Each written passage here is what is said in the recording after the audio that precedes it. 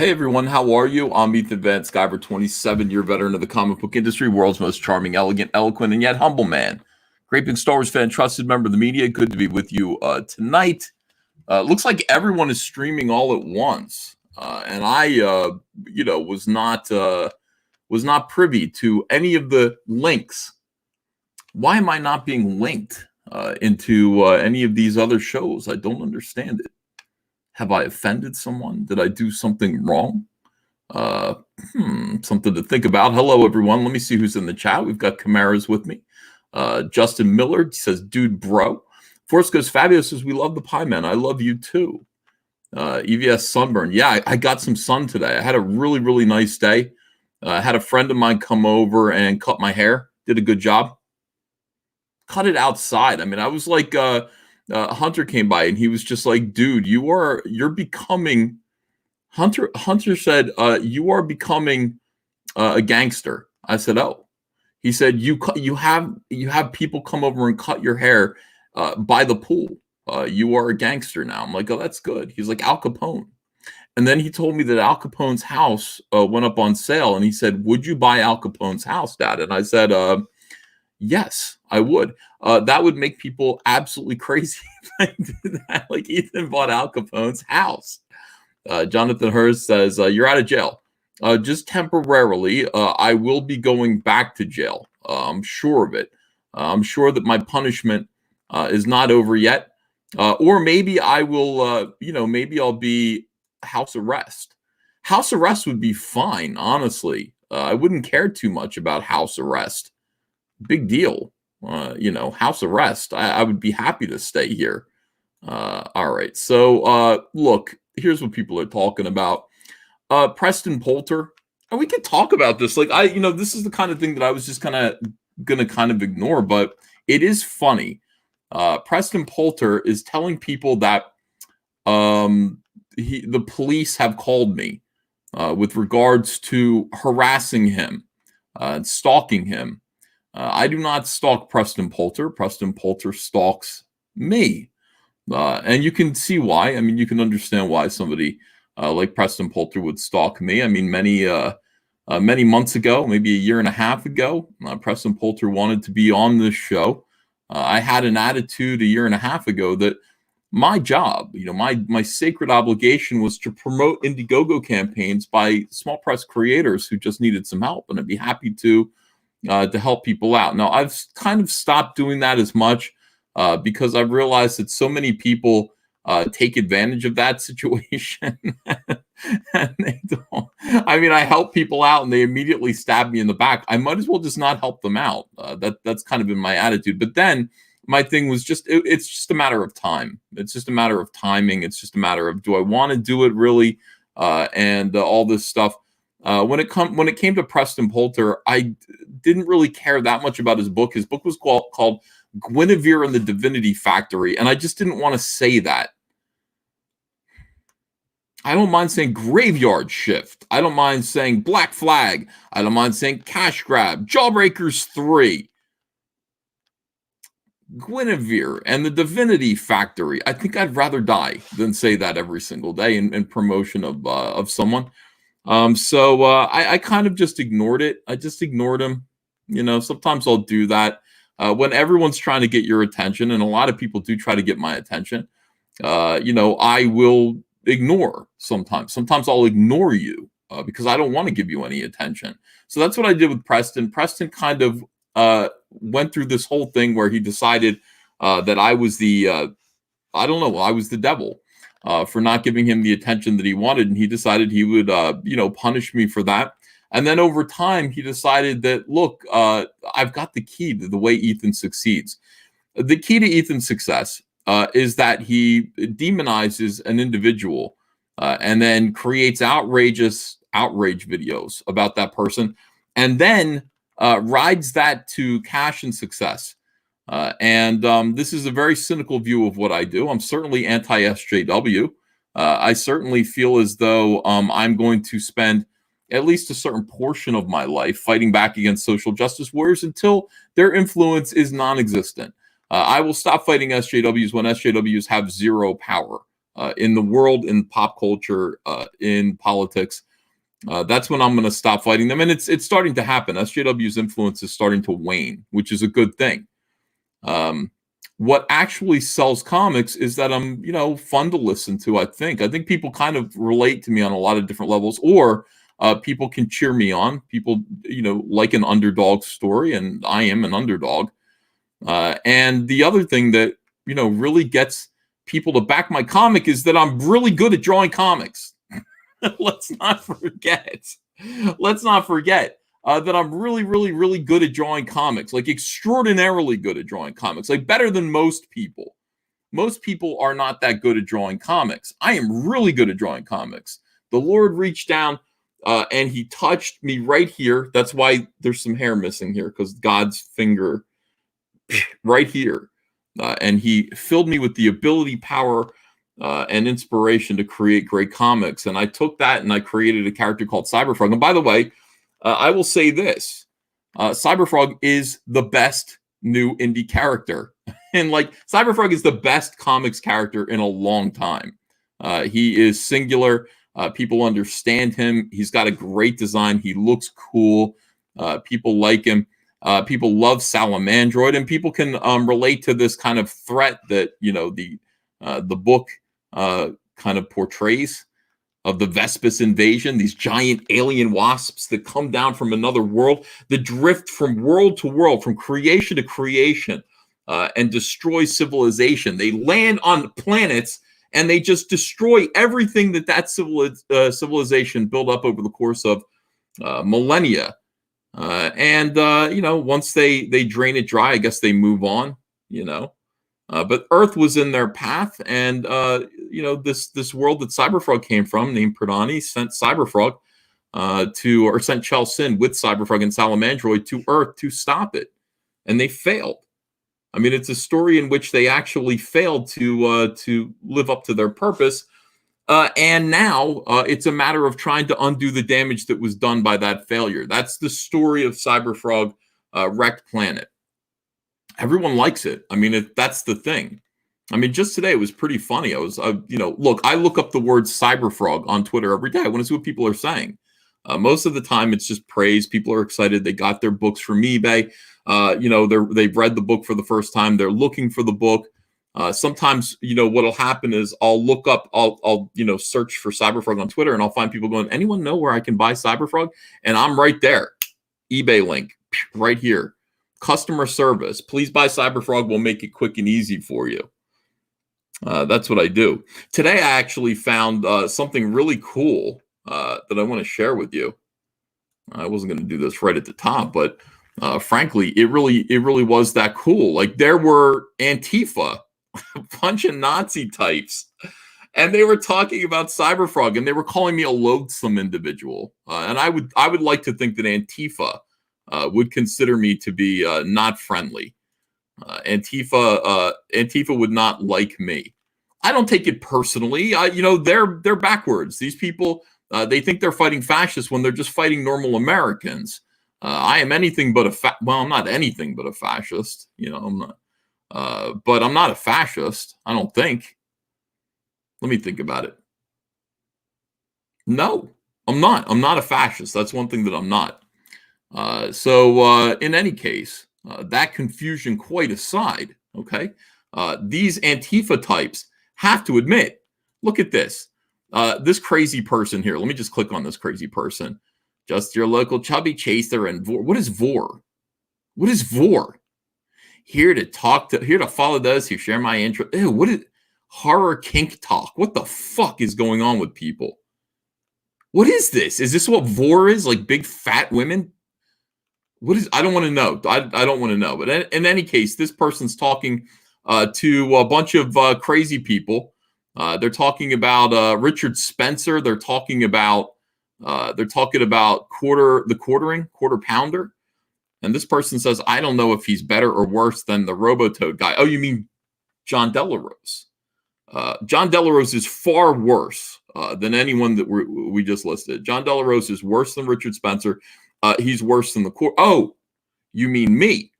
This person says CYBERFROG is unironically a good comic. the guy is a depressingly wretched individual. That is not nice. I am not wretched. Certainly not depressingly so. I am a cheerful human sunbeam, self-sacrificing, happy warrior in the ongoing battle for masculinity, for the patriarchy, against lunatic feminists. That's what I am, and I do it with a smile on my face and a song in my heart. How dare you call me a depressingly wretched individual? All right. With the worst audience, that's you. They're saying that you guys are the worst audience. How could you be the worst audience? I think you're the best audience. I love you guys. Mwah, love you. Best audience in the world. And then they say, but I have to admit, his art rules. At least he has that. All Quarter Pounder has achieved with his life is an underwhelming collection of Funko Pops. Quarter Pounder, do you really collect Funko Pops? Why do people collect that shit? Why do they do that? There's nothing Funko Pops. God, it's just like, no frills pop culture. Pop, part of the problem. P-O-P, part of the problem. We've already talked about that. Make no mistake, pops are exactly what's killing everything. They're part of what's killing everything. Now, of course, you guys come in here. Worst audience, what? And this person says, maybe I'm biased, but I was never a fan of his art. The GL, Flash Comics, New X-Men, etc. Then when you find out how awful a human being he is, he's that much easier to write him off. Yes, I'm gonna click like on that. Let me see. Where do we go from here? Stop it, guys. Stop stopping these people from talking about my depressing wretchedness. Let me go back one. And I even say, even Antifa types have to admit, CyberFrog is great. This is a great thread to read. And this is why. She comes back and she says, the guy is insufferable. So that means you cannot suffer me. That means being in my presence, listening to me is unendurable. That's what insufferable means. Spending a little time with me is not something that anyone should bear or tolerate. I think I'm tolerable. I think I'm sufferable. I insist that people suffer me. I want people to suffer me. And she says, and his YouTube content is gutter trash. But I have to concede, I really enjoy some of his art. Detailed, but with a cartoony style. And it's super graphic and gratuitous and weird. It's a guilty pleasure considering everything around it. Love this. And this is the best part. Also, I'm extremely thirsty for Dystopia. Dystopia is a character I created for CyberFrog back in the 90s. She's one of CyberFrog's villains. She's basically like Sylvia Plath in spandex. I'm extremely thirsty for Dystopia, this throwaway joke villain from the Frog comic. Her brand is haunting monologues, floofy hair, and form-fitting outfits. I want to commission a vor art with her someday, especially because I know the Gators will be grossed out and upset by it. No, we won't. We won't care. Here is Dystopia here, I think from CyberFrog number 0. And I haven't read CyberFrog 0 in a long time, but look what she's saying. She's like tiny vultures, using my cold, dead flesh as a nest for their eggs, feeding. How did I do this back in 1997? How did I accidentally foreshadow the coming of the Vespis before I even had the idea? Astonishing. Thank you, Dystopia. You will be coming back, if not only just to please these weirdos. Yeah, let's see. Dang, she is pretty good, says this creep.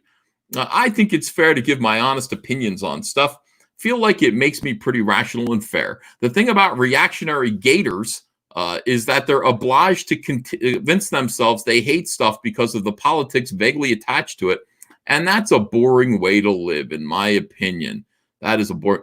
Credit where credit is due and all that. I respect that. Don't let fascists claim anything nice for themselves. Earthworm Jim says trans rights and all that good stuff. No, actually, you're wrong about that. Earthworm Jim is anti-gay. We've already established that. Earthworm Jim is anti-gay, according to a tweet that I once wrote that was promptly misunderstood intentionally by Doug TenNapel and other weirdos who follow him. Groovy. And then you guys immediately come in. You're the fascist. Okay, all right. Let's, some people, we can't, we don't. They were saying nice things. You don't have to come in and call them fascists. Who cares? Who really cares about how they feel about me personally or politics or anything like that? The only thing I care about is CyberFrog. Indeed, all I really care about is, do these people like CyberFrog or do they not like CyberFrog? And these people do like CyberFrog. So people, SJWs, most SJWs pretend to think CyberFrog is a bad idea or not a good comic book just because it comes from me, who they consider to be the devil. Of course, I'm an angel and they're the devil. But even still, it's nice to see some objective honesty about my greatness. I definitely do appreciate it. Let's see. Caesar looks extra crispy tonight. I just got a little bit of sunshine. I just went out in the pool, enjoyed myself, had a great day, had a fantastic day today. It's about time I got a little bit of sun. I was waiting for that to happen, I was waiting for some sunshine. All winter long, I was kind of getting whiter and whiter and whiter. EJ Borges is here. He says, "You are girthy, sir." Thank you, EJ. Appreciate that. You're spectacular, EBS. Thank you, Spike and Madness. So all of this, it's high blood pressure, says Pete Count. What if this were high blood pressure and not the sun? What if this was just the blood pulsing underneath my skin because I ate all those donuts the other day? That's a possibility too, guys. Don't discount anything. All right, so what's going on? What's going on? What do I talk about do I talk about Preston or do I talk about CyberFrog? Guys, if you want me to talk about Preston next, write Preston write Cuck in the chat. If you want me to talk about Preston, write Cuck in the chat. If you want me to talk about CyberFrog and the CyberFrog statue and show you the CyberFrog statue, write CyberFrog in the chat. And I'll just, we're going to do both of those things. Don't worry. But what do you want to do next? Cuck or CyberFrog? We can go like Preston. We'll go either way. A lot of cucks. A lot of people writing cuck. There are some that are talking about CyberFrog. Ketrisel White. Why do you do this to me, Ketrisel White? Why do you do this? All right. It looks like it's about even. Some people want to talk about mummies. What if we want both? Well, we're going to do both. I just wanted to know what I should do next. All right. So what is going on right now? What is going on? Evidently, all right. So Preston Poulter. Oh, God. Preston Poulter devoted his life to trying to bring down Comicsgate. He tried very hard to bring down Comicsgate. It was very important to him. He did everything he could. He made his own little TV show. He obsessed about Comicsgate day and night, nonstop. Wait, I'm trying to find where this begins. Oh, geez. It goes on forever. Preston's been talking about me all day long. All right, hold on a second. We'll start here, I guess. Preston was supposed to okay. So anyway, Preston makes cuckold porn, or at least he used to. I don't know if he still does. I have no evidence that he stopped. I have no evidence that he has continued. I don't know. I don't know what he does in his spare time. I didn't know this. I had no idea. Preston kind of devoted his life and his energy for the past couple of years, at least, to annoying this fan community, this internet fan community. And one brave individual rose up and did a quick 2-minute internet search and found Preston Poulter used to make all kinds of weird cuckold pornography and getting, all these videos of himself getting pegged. And God, it's so depressing. It is so depressing. Imagine that. Imagine having that in your life. Preston has, we've been laughing at it, of course. He was supposed to go on Nick Rekieta's stream last night. He decided to not go on Nick Rekieta's stream.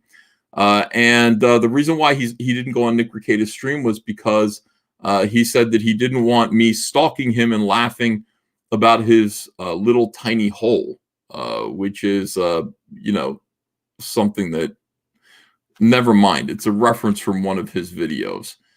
So now he is telling people, and he's telling Nick Rekieta He's telling people on Twitter that he has called the police. The police are about to get in touch with me. Let me see here. Here's Nick Ricada. He says, I know not of this basic law of which you speak, but this is heading for litigation, and I need to exercise some level of caution. And Nick Ricada says, you're right. If this is headed for litigation, then you definitely don't know of basic law or PR. You're either fluffing or you're about to throw money down a garbage disposal, and it will only benefit your opponents. And he just said, you just said taking legal action against Ethan is a waste of money. Again, you're either stupid or shilling. All right, let's see. He's telling Nick he's wholly ignorant of the law. Nick says, I haven't seen anything he's done to be more than just offensive. I haven't even seen me be offensive. I think I've been damn tasteful about this whole thing. I could be offensive if I wanted to. I could definitely make this more offensive, but I think I've been pretty wholesome. I think I've been reserved when talking about the despicable things that, not despicable, but yeah, no, cuckoldry is despicable. Cuckoldry is subhuman. I don't understand that. I really don't understand cuckoldry. Nick says, if only there were some show where you could have maybe explained to me what super illegal things he did. Man, if only someone had tried to set up a show where we could have talked about this. Damn. Yeah, Nick tried to give him the opportunity, to talk about this, and it just didn't happen. All right, so here's what Preston Poulter is saying. Here's what Preston Poulter is accusing me of. He's saying that the porn that he created, he produced under an alias. That alias was Mr. P. Never did I dream that a kink-shaming team. I need a t-shirt. I need another t-shirt, guys. I got my Cult Gang t-shirt, okay, that I'm wearing right now. I would actually like a shirt that says Cult Leader in this font. But I need a kink-shaming team t-shirt. I don't know if any of you guys would be interested in wearing a kink-shaming team t-shirt, but I think it would actually sell pretty well. I never did I dream that a kink-shaming team would do a deep dive to distribute it back to my personal information. Wait, to distribute it back to my personal information to the whole world.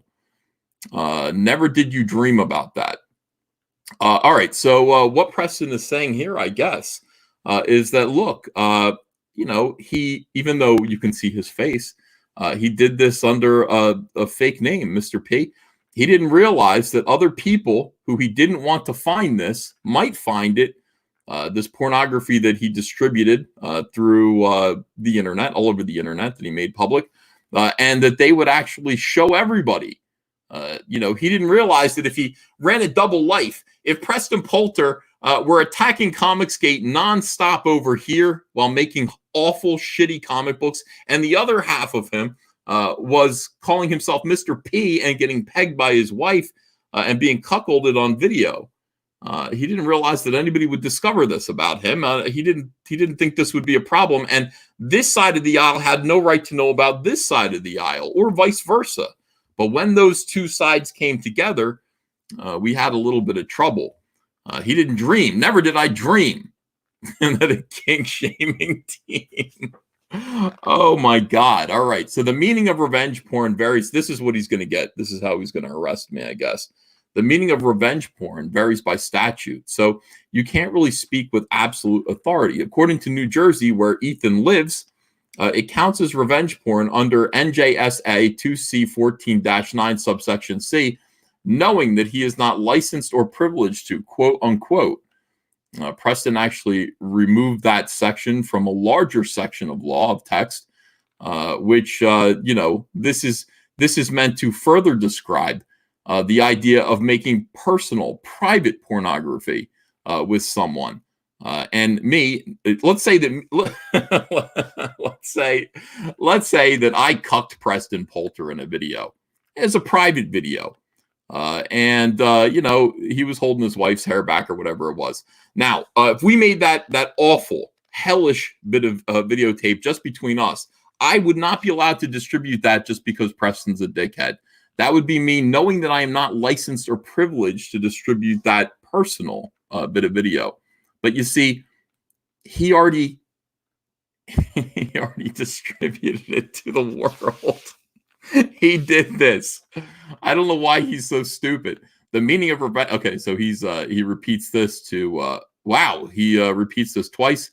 He says the law is clear. An actor commits a crime of the third degree if, knowing he is not licensed or privileged to do so, discloses any photograph or film. Well, Preston, you already did that. You're the guy who distributed the photograph and the film. I'm allowed to laugh about it. That's the thing. I'm really allowed to laugh about it. Copyright. He's worried about copyright law. That's not going to work either because there's something called fair use. So while I might not be allowed to take copies of your horrible, humiliating videos and make a profit on them myself by selling them to people, one thing I could do if I wanted to, and YouTube permitted me to, if YouTube allowed me to show this stuff, one thing that I could do is I could take maybe a clip of it. I could take, photographs from it. I could take audio from it, which we did. We almost did, and play it, and that is fair use. If I'm commenting on the work rather than profiting from the work, that is covered by fair use laws, even in New Jersey. Even in New Jersey, I'm sorry, even in this crazy super blue, dark blue state, fair use laws still apply. He says, incorrect. I had control of the copyright. Others stole it and distributed it without my authority and without my name. Ethan Van Sciver was not licensed nor privileged. That's a crime. I didn't even show it. I don't know what you're talking about. I just laughed about it. And I will continue to. It's very funny. It is very, very, very funny. So he's still arguing about that. One thing that he is saying is he's saying that the police are going to be in touch with me. I'm trying to find that. Where did he say that? Did he take that down? Because I thought he said that right away. He's still going over this, arguing with people. Sir, it's a crime. So I think there's something's up with Preston. I think he might be altered up here right now. He might be in a condition of alteration. But he did lie and tell people that the police contacted me about this. Where did that go? He took it down. Preston, did you actually take that down? I've got all these people saying, why are you lying about the police contacting you? I'm like, the police didn't contact me. I'm not saying that they're not going to. I can picture the police calling me up and go, sir, we have reports that you are laughing on the internet about a shit-eating cuckold. Do you want to just turn yourself in, or should we send squad cars?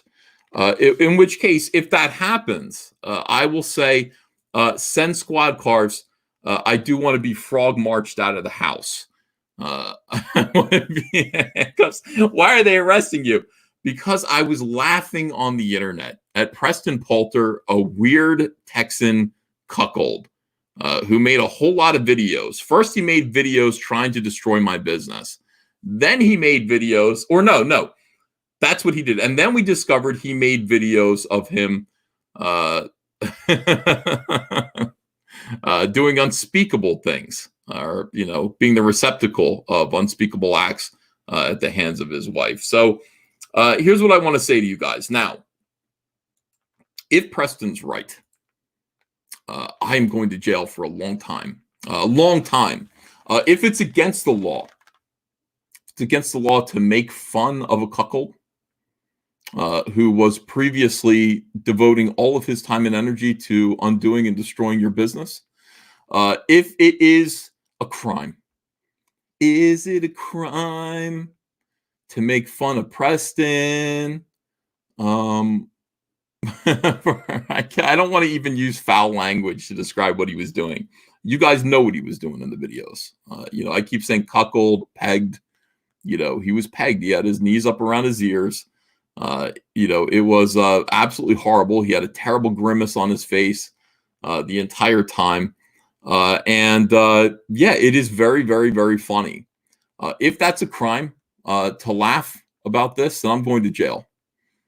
And, I have no regrets. I have absolutely no regrets. Here's an important question. Uncle E, if you are going to jail, how are we going to get Wrecked Planet? Listen, if I'm going to jail, we have bigger problems than that. It means that we don't have any freedom. Don't worry about Wreck Planet. If I'm going to jail, you're not allowed to laugh at cucks on the internet. And that's a much bigger problem than Wreck Planet not being fulfilled. Much bigger problem. I will expect to be visited by you guys. I do want my mods. I want Margaret Miracle. Let's all go to jail. Smuggle a saw in. I don't know. Maybe smuggle it in Preston's anus.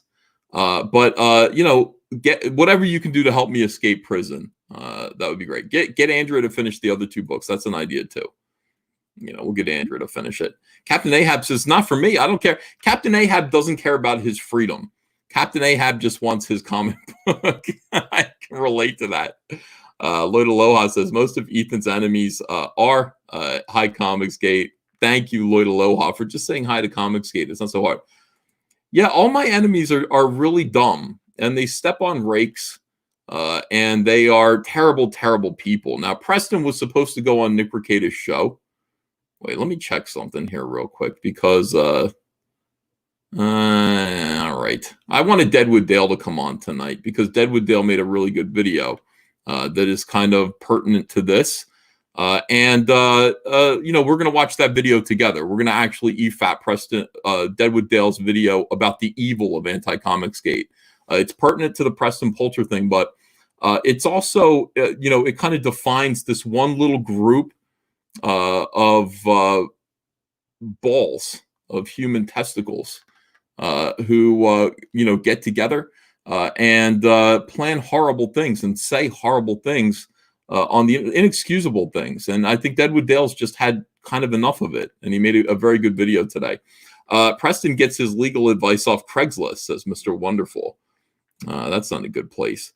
Let's see. Ethan's enemies are proof that God is a crappy writer. Didn't God write the Bible? That was pretty good.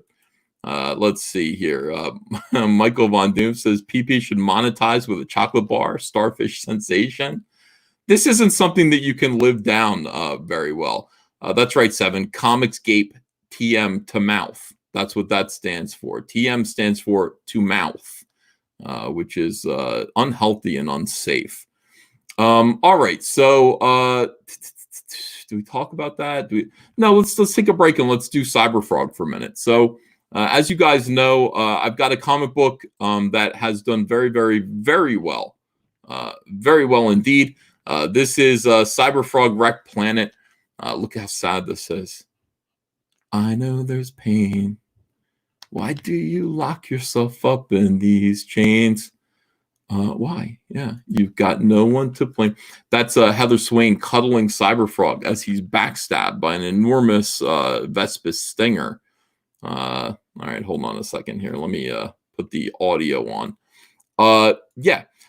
This is CyberFrog 2 Wrecked Planet. This is the city of Philadelphia. It used to be the city of brotherly love. Now it's just Filth-Adelphia. How it looks after having been taken over by the Vespis. This is the Liberty Bell. This is just the exit into central Philly. Here we have Gino's and Pat's cheesesteaks. These are all Philly landmarks, Love Park. And these are these disgusting, filthy Vespis scumbags. These are peggers right here. These things do peg, certainly. And this is poor CyberFrog, who wakes up realizing that he's failed. Downtown Philly doesn't look the way that it used to look. And it's not an improvement. So this is the story. Here's our heroine, Lily, 10 years old, covered in red face makeup, wearing a red hood, and heading off into the woods, or out of the woods.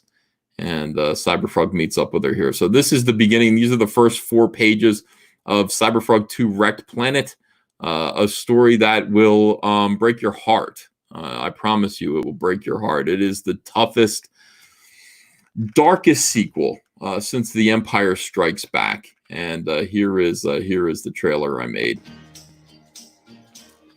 Loneliness is the coat you wear, a deep shade of blue is always there. The sun ain't gonna shine anymore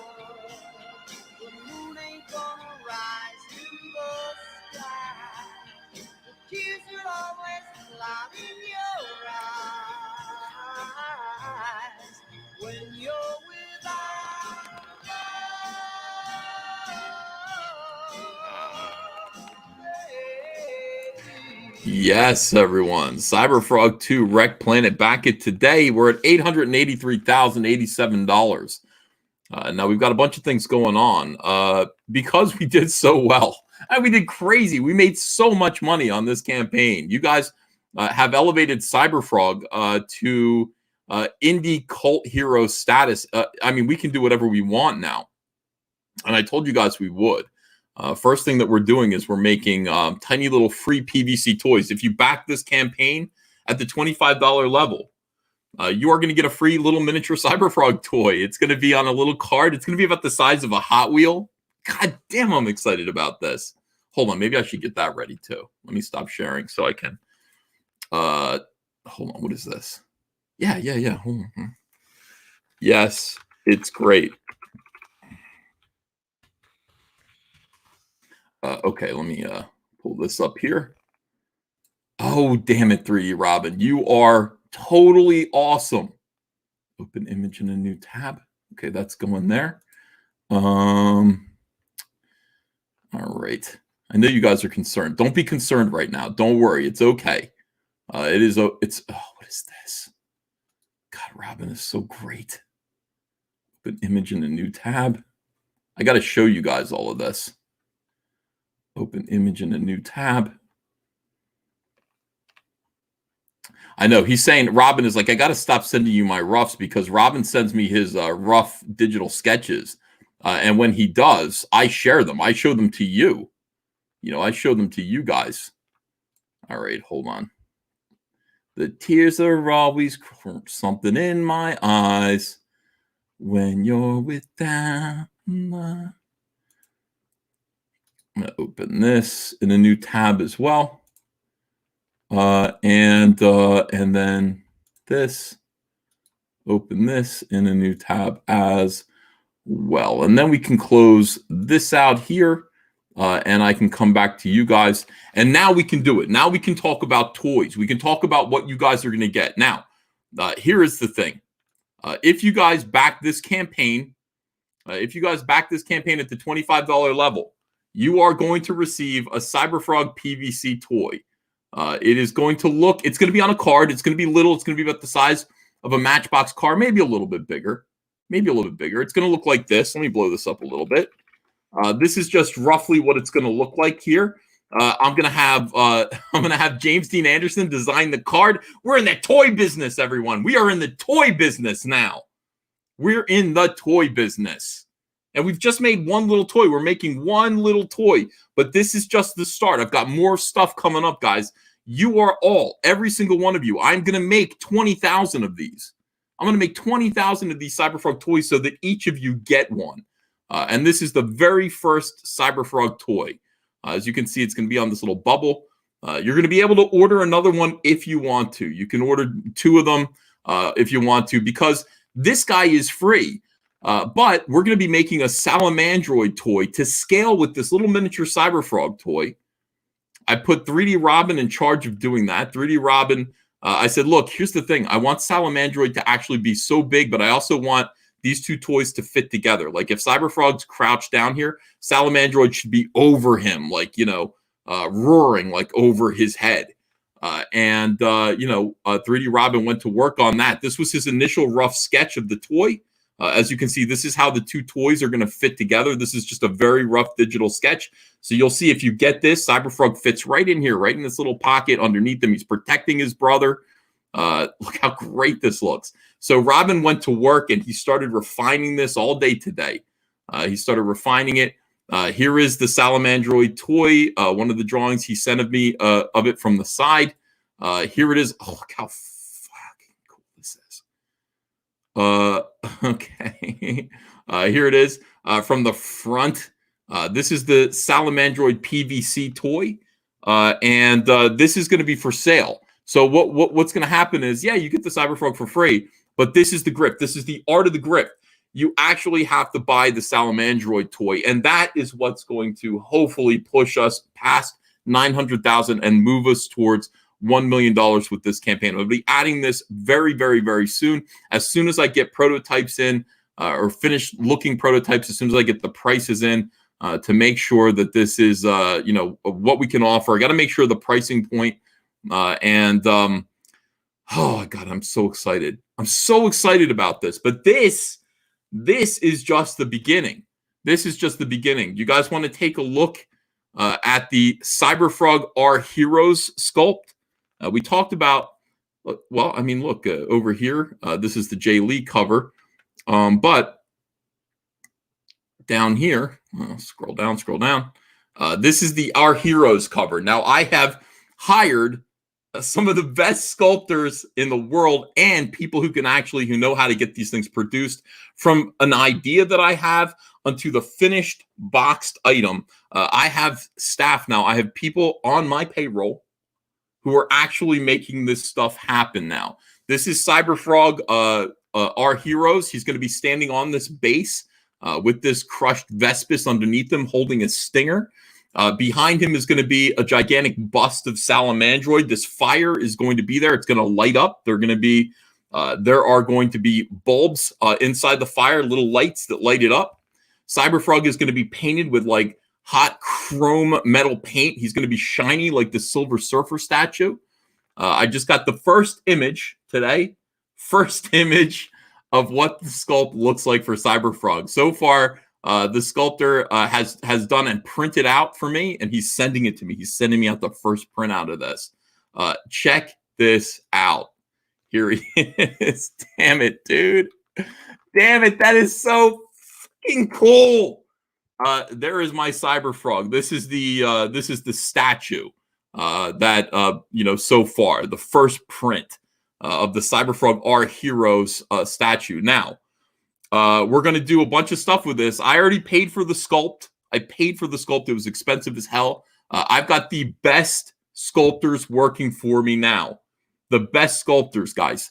And I'm telling you, this is just the beginning. We're going into the comic book and toy business. You're looking at a little mini Todd McFarlane thing happening here. Now, the other thing is, I'm told that once this statue is finished, we could easily reconfigure the statue, repurpose it, and make it into the action figure too. This is what I want the action figure to look like. We can make it look like this. We can break it up. We can make it superposable, but I just want to make sure it looks just like CYBERFROG. And this is my boy right here. This is my frog. This is fantastic. I stared at this all day long, dude.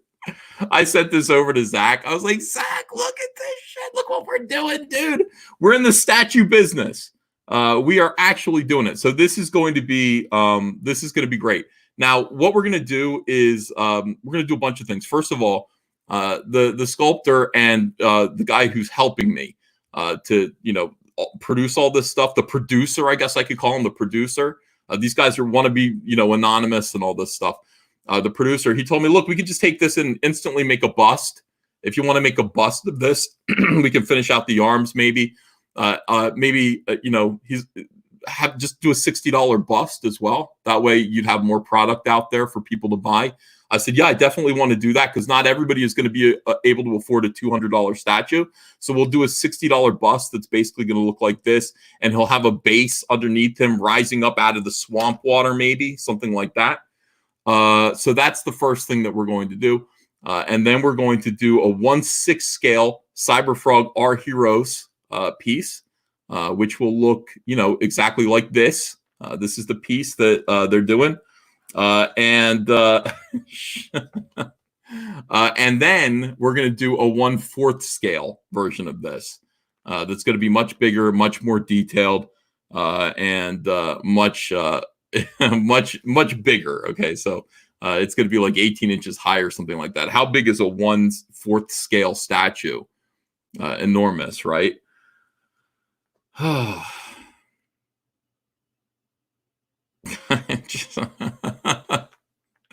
can't even tell you how happy I am. Nothing can stop this now. Nothing can stop this. We are on top of the world. CYBERFROG is great. And I think I see my character brought to life in 3 dimensions like that, and I'm a believer. I'm a believer in this property. I believe in us. I believe in Comicsgate. I believe CyberFrog is. I was told a $20 million property, $20 million intellectual property. That's what he's worth right now. I think he's going to be worth much, much more, much more. I think he's an action figure line. I think he's a movie. I think he's a cartoon. I think he's a video game. But holy cow. All right. Let me let me see what you guys are saying. I am giddy. I can't help it, dude. Wouldn't you be giddy? I mean, wouldn't you be excited about this? I mean, this is just awesome. Thank you. 1/4 scale is all I collect. Okay, so we're gonna make that for you guys. We are gonna make that for you. We're gonna make everything. But I mean, look, here's the thing. Everyone is getting a PVC toy. Everyone is going to have the opportunity immediately with Rec Planet to buy in and get the Salamandroid toy. We're going to roll out toys like I promised. We're going to make sure that these toys come out. Margaret Merkel says, unsufferable and unstoppable. Absolutely correct. Absolutely correct. Yeah. Okay. Until the police cart me away. Well, when the police cart me away, I will have other people working on this just to make sure that it gets done. Don't worry, guys. Don't worry. I will do it. What about CyberFrog cereal? Yeah, let's do that too. Let's do all of that awesome stuff. I mean, I think when kids see him, they will like him. So yeah, we will crowdfund bail money for me. I'm going to set up a GoFundMe to bail me out of prison for laughing at Preston Poulter. Preston Poulter, it's no laughing matter. I just want to say that on behalf of Preston. It's no laughing matter. Do not make fun of Preston being a cuck. You will go to jail. Braden Dykstra says the future is frog t-shirt, please. Yeah, I want to make one of those too. I love the future is frog. These people get really angry. SJWs are really mad about CyberFrog. That's not just... I wish that were just something that were in my head, like just a symptom of my narcissism, but it isn't. It's true. They're really, really angry about CyberFrog. They talk about him all day long, or they'll call him that robot frog or robo-toad. But you see, it's good. CyberFrog is good. Antifa just gave it an endorsement and said, we might hate Ethan because he's a fascist, but gotta admit, CyberFrog is great. Could save the entire comic book industry if only I would put it into stores, and I won't. What about Vespis Toys? Says, you know him as Genghis Khan. We're going to do it all, okay? Now, there already is. I saw this Japanese toy that was a paper wasp, which is what the Vespis look like, right? And it was fully articulated. It was a beautiful toy. I would just like to buy those. I would like to do what the Transformers did, which was to repurpose Japanese toys that already existed and make them into something. Just give them a quick paint job, change their name, and put them out there. Because those Paper Wasp figures that I saw, they're absolutely perfect. I would change a couple of things about them just to make them a little bit more alien and vicious. But yeah, I like them a lot. And we're definitely going to do Vespis stuff. 100%. Are Murder Hornets the start of Vespis? Yeah. Have the Comicsgate Alliance poster taken down, says Comic Book. Yeah, I'm like, here's the thing about that. Like, I keep that up just out of like pity for Mike, but that really was infuriating. The Comicsgate Alliance poster, the Comicsgate Alliance drawing was infuriating because Mike just immediately, when Mike said I'm part of Comicsgate, he came over here, he sat down, he started drawing everybody's characters together as though we were Image Comics, right? Comicsgate Alliance. And so basically he drew the characters he drew Jawbreakers, he drew CyberFrog and Salamandroid, Rainbow Brute and Napalm. He drew his own characters and maybe a couple more. He drew Red Rooster. So he drew the mainstream Comicsgate characters, from the pros. And he butted into Comicsgate. He neglected to look around and say, what else is out here? You know, there are other Comicsgate properties that maybe, you know, people felt left out. Frankly, people just felt left out. So that caused a big rift. You know, people were saying, "Oh, this guy's coming in here, and he is announcing who's Comicsgate and who isn't." It's just making us feel like these pros are coming in here and ripping the rug out from under us.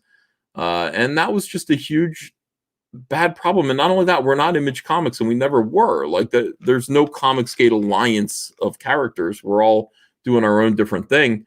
But Mike really kind of drew the line between, you know, who was cool and who wasn't cool in his opinion.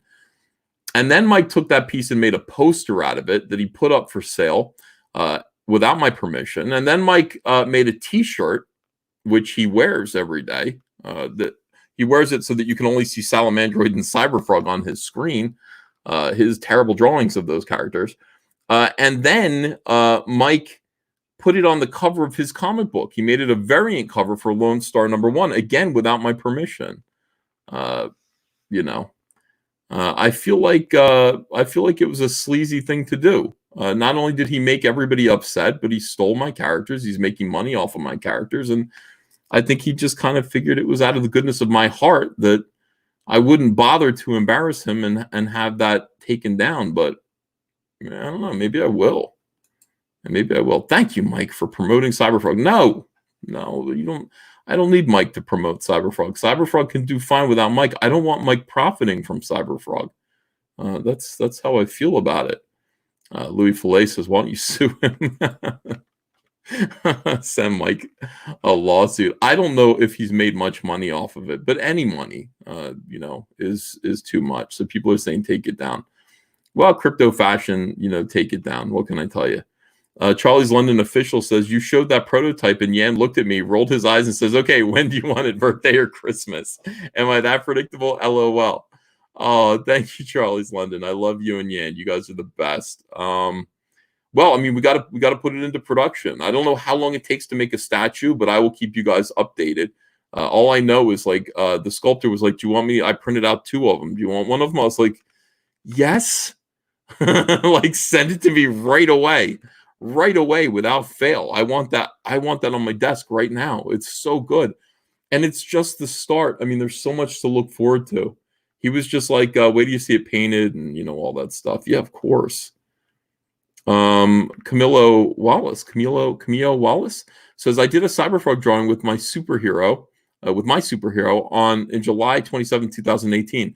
Would it be one of the first fan art that anybody did for Cyberfrog? I posted it on Twitter." Maybe it would be. Cyberfrog launched, I think, in May, and people started drawing Cyberfrog pretty quickly, but it would be one of the first, without question. Cecil says, "So put Lone Star on one of your covers and collect all that sweet Lone Star cash." I don't want to. I think Lone Star is a terrible character. I always thought he was embarrassing. I always thought Lone Star was an embarrassing character. Cecil, I'm sending you the link if you can come in here. You know, I was gonna have you know, Deadwood Dale come in here to talk about his video, but now that I see you're here and no longer streaming, I'd much rather get you in here, my friend. Let me see here. Cecil. Yeah. Link sent. All right. Oh, there's Deadwood Dale. Okay, let's get Deadwood Dale in here too. He says, oops, I could slip away for a little bit. Yeah, Deadwood Dale, if you're watching this right now, I'm going to watch your video. So I would like you to come in here. You want to, you know, EFAP your video with me and Cecil. You know, that would be great. I'm assuming Cecil's coming in. I don't know if Cecil's even at home or able to make it in. Biggins, I don't know if Biggins is here. Yeah, why are people saying Biggins?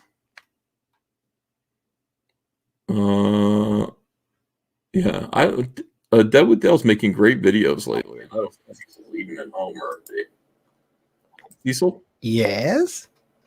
Hi. Hi. Hello. Hi. Yeah, dude, today, what a day. What a day today is. What a day. Yeah. I mean, I am so happy today. I'm so happy. That statue looks great, man. I mean, that's fucking it's dynamite.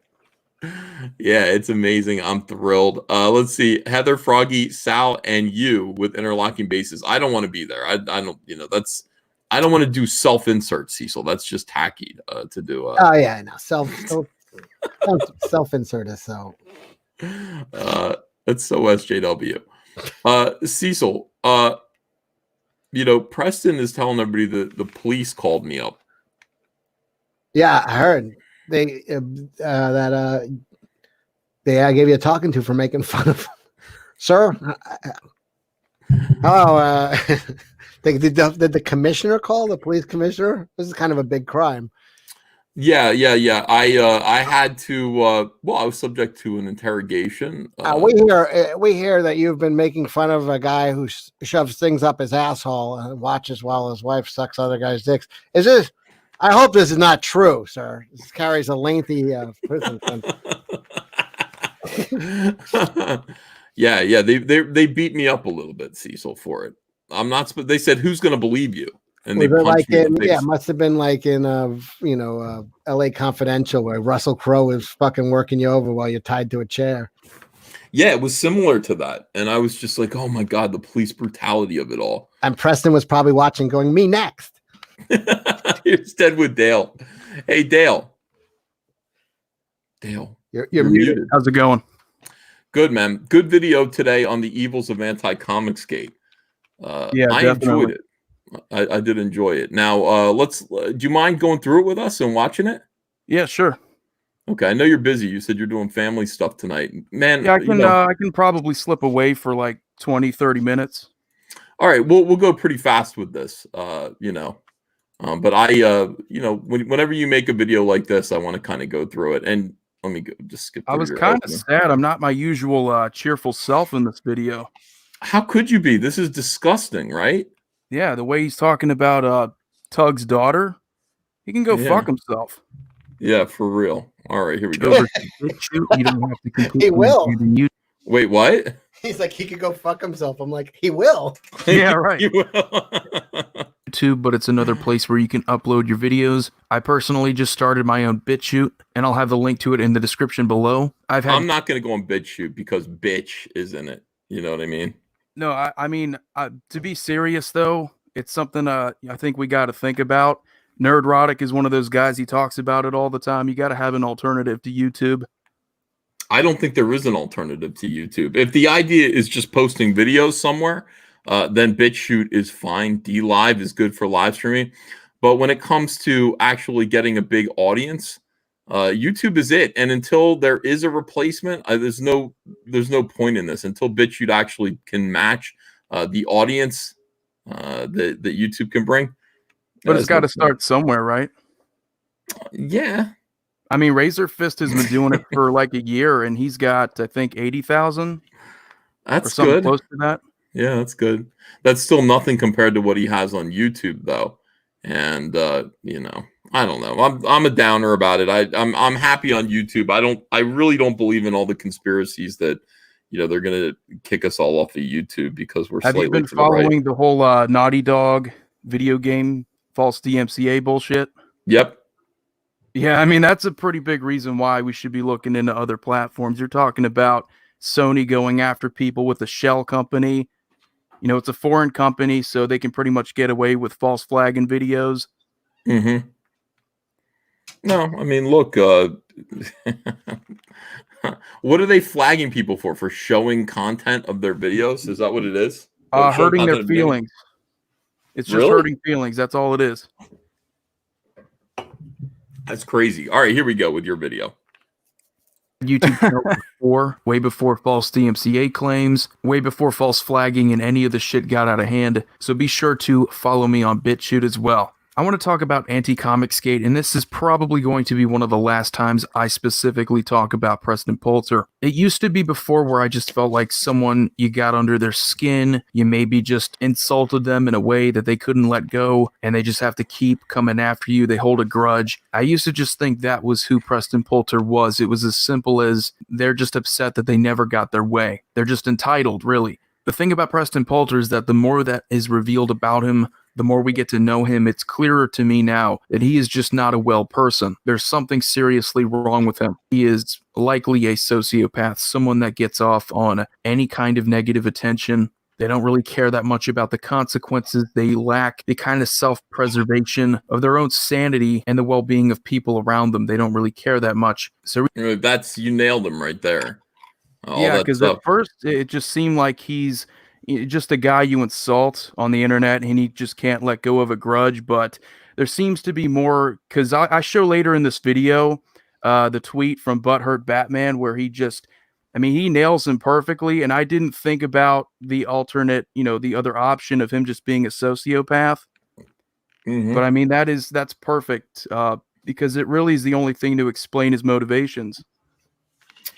All right, here we go. Recently, he was invited to go on Nick Rekieta's show, Rekieta Law, so that he and his friend Drexel could talk to Preston. I would assume it would mostly be about the idea of being a cuckold. It would also been pretty interesting to see him talk to Nick Rekieta specifically because Preston is a guy that constantly brings up legal action. And pretty much every time he's been wrong. I got a feeling that's a big reason why he canceled last night. Now, what exactly is his claim to victimhood now? Ethan Van Sciver is supposedly stalking him. He had the police contact him, which Ethan has denied. They didn't call me. I mean, they really didn't. And what's pretty funny is Kiwi Farms is like, show your telephone log to prove it.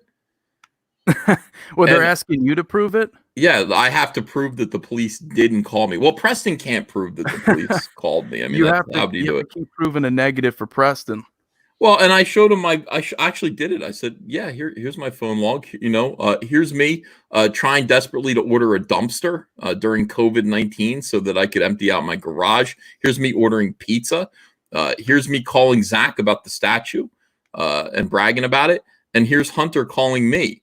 And other than that, I don't use the phone very much anymore. No, you shouldn't have to show him that.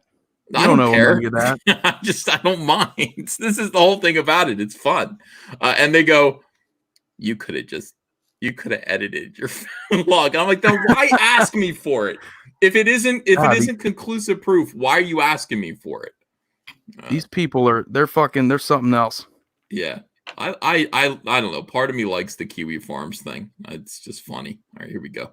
Litigation is pending. I want to minimize my EVS contact, and I know he's a friend of your show. This is pretty disingenuous when you consider how much time and effort he devotes to talking about Ethan specifically. Usually the attention that he gives to you is in response to something you've said to him. So I don't really think you have much of a case here. You can't really cry bully when it's been back and forth. You see this with other guys like Crypto Comics. I mean, it's not just Preston Poulter, but a lot of these people claim harassment, even though it's been mostly back and forth. If anything, they've devoted a significant amount of their time into talking about these people. So, here's what it is, though, Dale and Cecil. You tell me what you think of this. Ultimately, what this is Preston and his friends.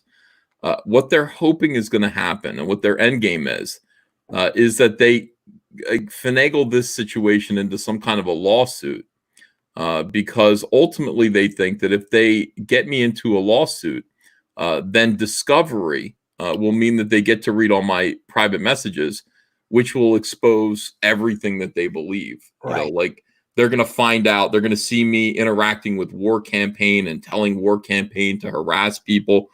And it's just all a matter of just getting to that thing where there's discovery. But there's also the new masochism angle that we didn't consider before. They just like it. They just like being wrong so often. You think that's masochism? I don't know. Yeah, I think they are. There's no fucking judge on earth that's going to order discovery on your shit. If it ever made it to fucking court, I don't even know anybody who would ever, but they would lose immediately and then be on the hook for your and anybody else's law expenses for frivolous. If you do a frivolous lawsuit against someone with no merit, you're on the hook for their lawyer's expenses. Yes, but it's worth it if you can expose me as somebody who organizes harassment campaigns. It won't go that far. It will be thrown out of court. It will never. I want it to go that far. It's like no. I'm saying like, it'd be like you have to, Your Honor. I shoved things up my ass online, and this guy laughed at me. Now, do I have access to his phone records or no? Yes, take them if you want to. I mean, honestly, this is the thing about these people. It's not hard. Like I wouldn't mind. Like my only qualm would be like, oh man, like some people told me some private stuff about family stuff. That's the only thing that I would not want revealed. That I'd feel bad about. If I had to legally, I'd be so happy to show these people what my private messages actually consist of, and that all of this stuff is just 100% delusion. It would be great. It'd be costly. It'd be annoying, but it would be great to actually be able to clear my name, go through and look at all of my messages. I don't do these stupid things. That's not who I am. But alas, we have to play these games. Yeah, but I mean, what does this mean? Like you're like this guy, you have an opportunity here. He does nothing but talk shit, talk about lawsuits, and he has an opportunity to talk to an actual lawyer on YouTube, and he bails. What other opportunity could you have to just stick it to Comicsgate than to have a lawyer side with you, unless you know you're fucking lying and then you bail? That's probably true too, isn't it? He just knows Nick was going to say exactly what I did, but I don't have a law degree. So it's, it's fine if I say it, but once Nick fucking explains it to him, there's no fucking court in the world that's going to order his records based on he laughed at me for sticking things up my ass. I don't. That's the worst thing about it. Like, I really don't do anything wrong. I mean, I don't do any of this stuff. So, they're all like, we're gonna get you. I'm like, okay, keep trying. I don't do anything wrong. You're not gonna catch me committing crimes. Let me finish. He also laughed at me for watching a guy fuck my wife. Now can I see his DMs? Yes, you can. Look at my DMs. All right, here we go. If Ethan happens to hurt your feelings, it's only because there's more material to go after you for. But there is this clip here. I believe this is Pan, the war dong. He had this little clip. Now, wait a second. I feel like I accidentally doxed Pan because, I thought everybody knew the war dong was Pan. I mean, he's got a picture of Lando, Pan boy. Well, on Kiwi Farms, they were like, Ethan revealed that the war dong is actually Pan. Now, was that a secret? I mean, because you just did the same thing. I think we kind of knew right away. I didn't know that was a secret. Here's the thing, that if you expected Pan to take like a 4-month break from Twitter, I got something else to tell you. That's right. All right, here we go. Of a live stream with Thomas Royloop, the Vickyverse, and some other guy. I don't really care. This is interesting. I thought Thomas Royloop was his real name. I thought that was his real name. Yeah, I call him Fruit Roll Up. Okay, well, listen closely to when Preston talks about him in a little bit. Care about, but this video I'm about to show you is really disturbing because they don't just talk about their hatred for one person. If you don't like Ethan and you just want to complain about him 24/7, then so be it. But then you bring in someone's daughter. They're talking about that umbrella guy's daughter, and they're going to say that he's basically whoring out his daughter. For one thing, my gonna be ex, we have a trial date set for early June. Oh yeah, that's a little messed up. And she has been really upset with me and has simply chosen to not interact or speak. I got all these messages from people saying that Preston was acting like he was on all kinds of substances last night. I don't think so. And, it's probably true. It seemed perfectly reasonable to me. With me for like 2 years, okay? And all of a sudden, we're talking again. And she's like, who the fuck are these people? Come back to me, Preston. Come back. I mean, it's like his ex is just like, yeah, we haven't been talking for a little while. But now she's like, who the fuck are these people? Now come back here where I can isolate you and jam things up your anus again. I mean, that's who this is a sick woman too. I mean, wasn't this supposed to be a dark chapter of his life? Why does he want to return? I don't know. Oh, love is in the And I'm like, I know, right? Yeah, who are these people? They're just people that I've been tormenting on the internet, honey. And then, they're just people that I spend all day long tormenting on the internet. I know, right? And then they found all my cuck porn. Oh, that's all, right? Tell her how bad you've been, Preston. She'll want to punish you. That voice is creepy as hell. All right, here we go. Look at his smile. Thanks to Ethan Van. I think we have to say thank you to Ethan Van Sciver for bringing about a reconciliation. You're welcome. You're welcome for that. I hope they got together too, so you get banged. Get fucked up the ass again. If I had anything to do with that, with Preston I hate getting that guy's avatar so much. It's it's the most smug looking avatar. Yes, he calls himself what an asshole. Smug Laley and all this stuff. Smug is part of his whole gimmick, I think. All right, look at Preston's delighted by this. It's good. Bringing people closer together. Yes. Yeah. Maybe Comicsgate does have some positives. Yeah. I'll admit. Somebody in the chat saying you called a literal girl a whore, you fuckheads. That Hail Tyler. His whore, or his bitch daughter, or his whore daughter, or some shit. No, I think we called her about a piece of shit and a real loser. Now, this is pretty disturbing because I've been on record as saying multiple times, just keep people's kids out of it. Preston being someone with an actual kid himself, I don't understand why you're so quick to drag other people's family into it. It's at a point where I think you're bordering on evil. I used to say that people who are enemies of Comicsgate, I don't think they're evil. I just think they're disturbed. This is pretty damn disturbing when you're obsessing with a kid. I've heard about this from Tug too. Tug talks all the time about how people go after his kid. But saying that he's whoring his daughter out, that's pretty fucked up. His daughter is like 6 years old. She's a big part of the first book and now the second book that he's made. There's certain lines that you just don't cross, and this is one of them. This is something that you lose respect. I can respect you as a human being, but there's talking shit, and then there's just blatantly trying to drag someone's kids, drag someone's family. I mean, you heard it here. You heard it from Preston. His bitch daughter, his whore daughter. Like, what the fuck is wrong with you? What the actual fuck is wrong with you? You terrible fucking people. You need your... Do you want to speculate about what the fuck is wrong with them? I mean, what do you think? A million things. A million I don't things, know. Right? It's probably sociopathy. Yeah. Something like that. Maybe. Yeah, oh, sorry. Go ahead, Cecil. Maybe it's because you didn't take him to the beach. Yeah, these guys are so hateful towards Umbrella Guy, and I understand not liking Umbrella Guy. Like, maybe you just think he's whatever, but hating him to the degree where you're going to degrade his toddler daughter. Yeah, have you seen how big Tug is?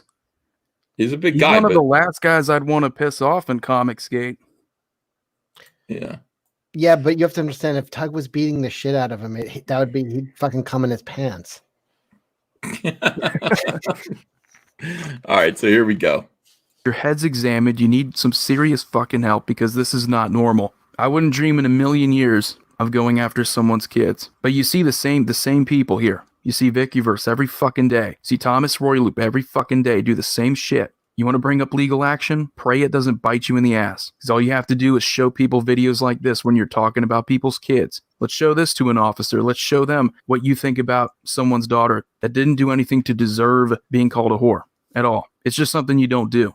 If you're a functioning adult, you don't bring people's kids into it. But look, now, all right, so Thomas Royaloop said that stuff about Tug's daughter, I think, right? Yeah, but then you have Preston here being an apologist for him, so he's basically just as bad. I want you to listen to what Preston calls Thomas. Ready? Go.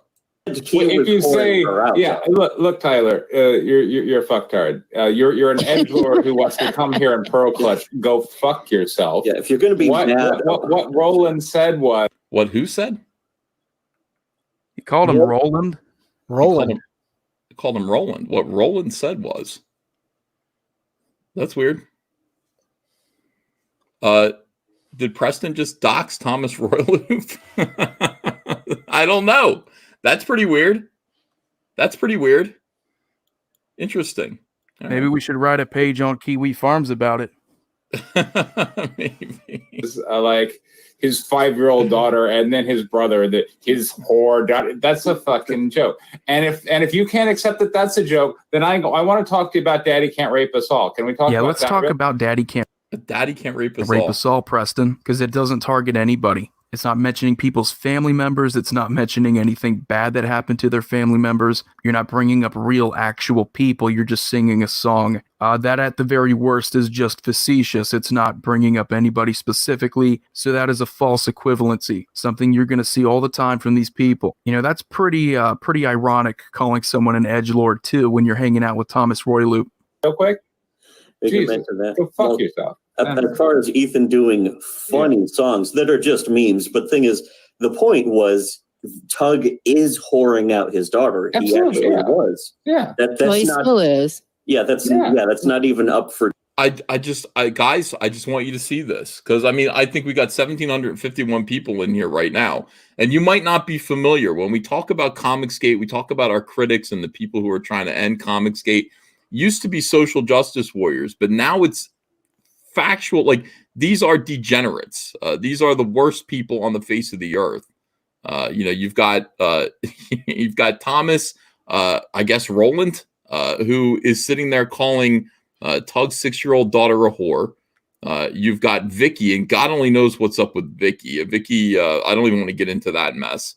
And then you've got Preston here, who is a literal cuck, a literal shit-eating cuck, who makes porno of himself getting pegged by his dominatrix wife. A better group of enemies. I thought Doug TenNapel had organized the Legion of Doom. Legion of Doom already organized itself, but the Legion of Dumb Fucks. Well, everybody here has been on is in Doug's inner circle. They've all been on his show. This is his crew. I'm over here not saying anything is DA Talks. DA Talks is somebody who I saw on Vicky's stream. I went and watched a couple of DA Talks' videos. And DA Talks was just like, I'm going to do a video about you, shithead. I was like, fucking do another video about me. Everybody do videos about me. But I watched one of his videos about Yellow Flash, and it seemed fair. It was critical but fair. I watched one of his videos about Tug. It was a Tug thing that Tug had said that he disagreed with. It was critical but fair. And I went, DA Talk seems like an okay kind of critic of Comicsgate. What are you doing hanging out with these people, dude? Whatever credibility I gave you is going right out the window because you're hanging out with these people. What are you doing on a live stream with these absolute animals? If you are actually somebody who's exposing your favorite YouTubers, if that's who you are, and you're being fair and you're making honest, you're making fair content that's critical of comic skaters on YouTube or whatever it is that you think that you're doing. What are you doing hanging out with people who are saying that? Wouldn't you leave by now if you were a decent human being? You're another one, dude. Go fuck yourself. Like, go fuck yourself. You're hanging out with these people. I'm hanging out with Deadwood Dale and Cecil. I'm pure as damn right. No. All right, there we go. For dispute. So, well, it is up for dispute because he's not actually whoring out his daughter. And this is something, too, you got to be careful whenever you're getting into arguments with people on the internet. When you try to go personal, it's a blatant attempt to just cut deeper. When somebody cuts you, you get all upset about it, and then you got to cut deeper. So how do you cut deeper? You bring someone's family into it. So to Vickyverse, I think you can go fuck yourself. Whatever problem you had with Tug, you're gonna bring his daughter into it. You're gonna bring up these false equivalencies about the song you've been bitching about for 6 months now. The whole Daddy Can't Rape Us All song. No victim there. No targets. So get the fuck out of here with this shit. Get the fuck out of here. You people, you disgust me. And here's an interesting tweet. It brings up a different possible perspective here on the Preston situation. Preston isn't looking for justice. He went to the police to get them in on a sick sex humiliation games. Now those poor bastards will have to see him take it up the ass and he can get off knowing it. At first you think that these people are just out to destroy Comicsgate. They know they don't have any power and they know they've been unsuccessful in the past. They keep bringing up legal action. It's never worked. They have no case. They can cry bully all they want. They can claim harassment,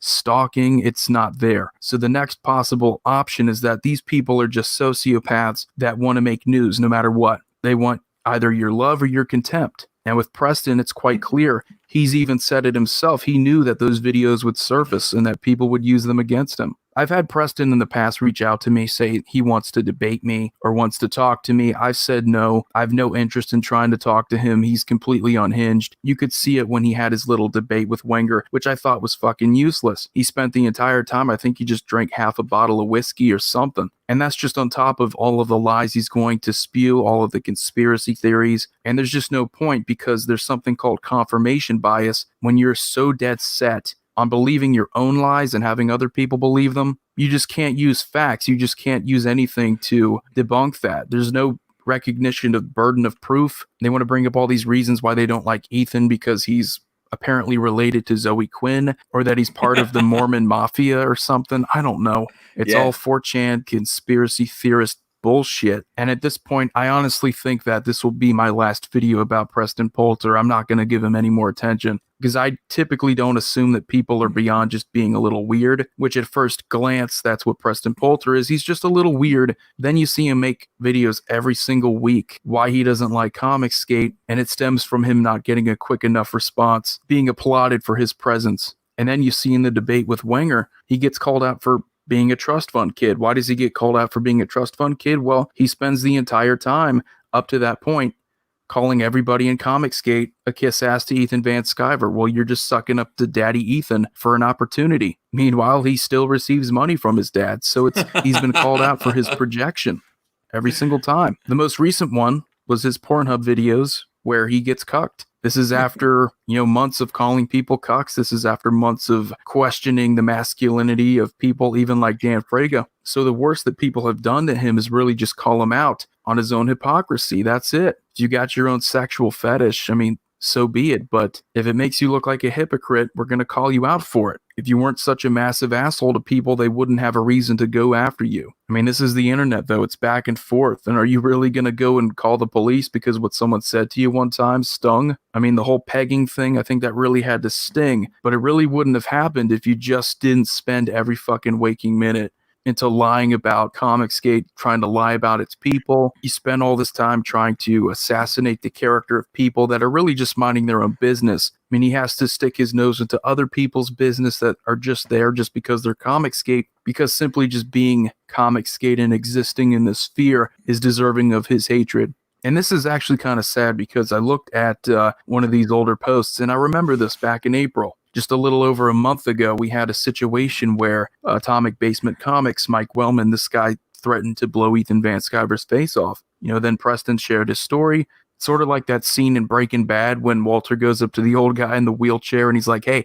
I know you don't like me, but I'd be willing to bet there's someone you hate even more. And this Mike Wellman guy apparently physically threatened him at a convention that they were both going to be at. So my response to him was, this is why you don't like this Mike Wellman guy. I want to understand why you don't like Ethan Van Sciver and why you dedicate more time into showing your hatred for him when he hasn't even done anything near trying to ruin your life. Keep in mind, this was before the whole pegging thing happened. He was always hating Ethan. He was always hating him. So I don't know. I don't want to talk about this guy anymore. I think he's unhinged. I think he's a sociopath. For a moment, I was thinking about maybe inviting him onto my channel to talk or going over on his, just to get more attention for myself, just to get more eyes on my channel, because that's what you do. You find interesting topics. You try to find interesting people to talk to. But at this point, it's kind of like with the Manson family and those documentaries. You have to really question the good you're actually doing. Is anybody really getting better because of this? So I'm not going to take down the videos I've already made. I think,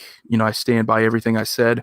I've never wished any harm on Preston. I hope he finds success in his comic book career, whatever he wants to do. It's just a shame that this is clearly someone that can't be reasoned with. This is someone that doesn't feel shame like you and I. It's something that could have been alleviated by just having a normal conversation on Nick Rekieta's show, going on Ethan's show maybe to clear the air. If you actually had a sincere issue with him, you would have done that a long time ago. So your motivation is just simply you want attention, you want negative attention, you want humiliation. And it's a sick masochistic trend we see over and over again with Preston. And as of this video, I'll probably be done talking about him. But anyway, have a good one. This is Dale here signing off.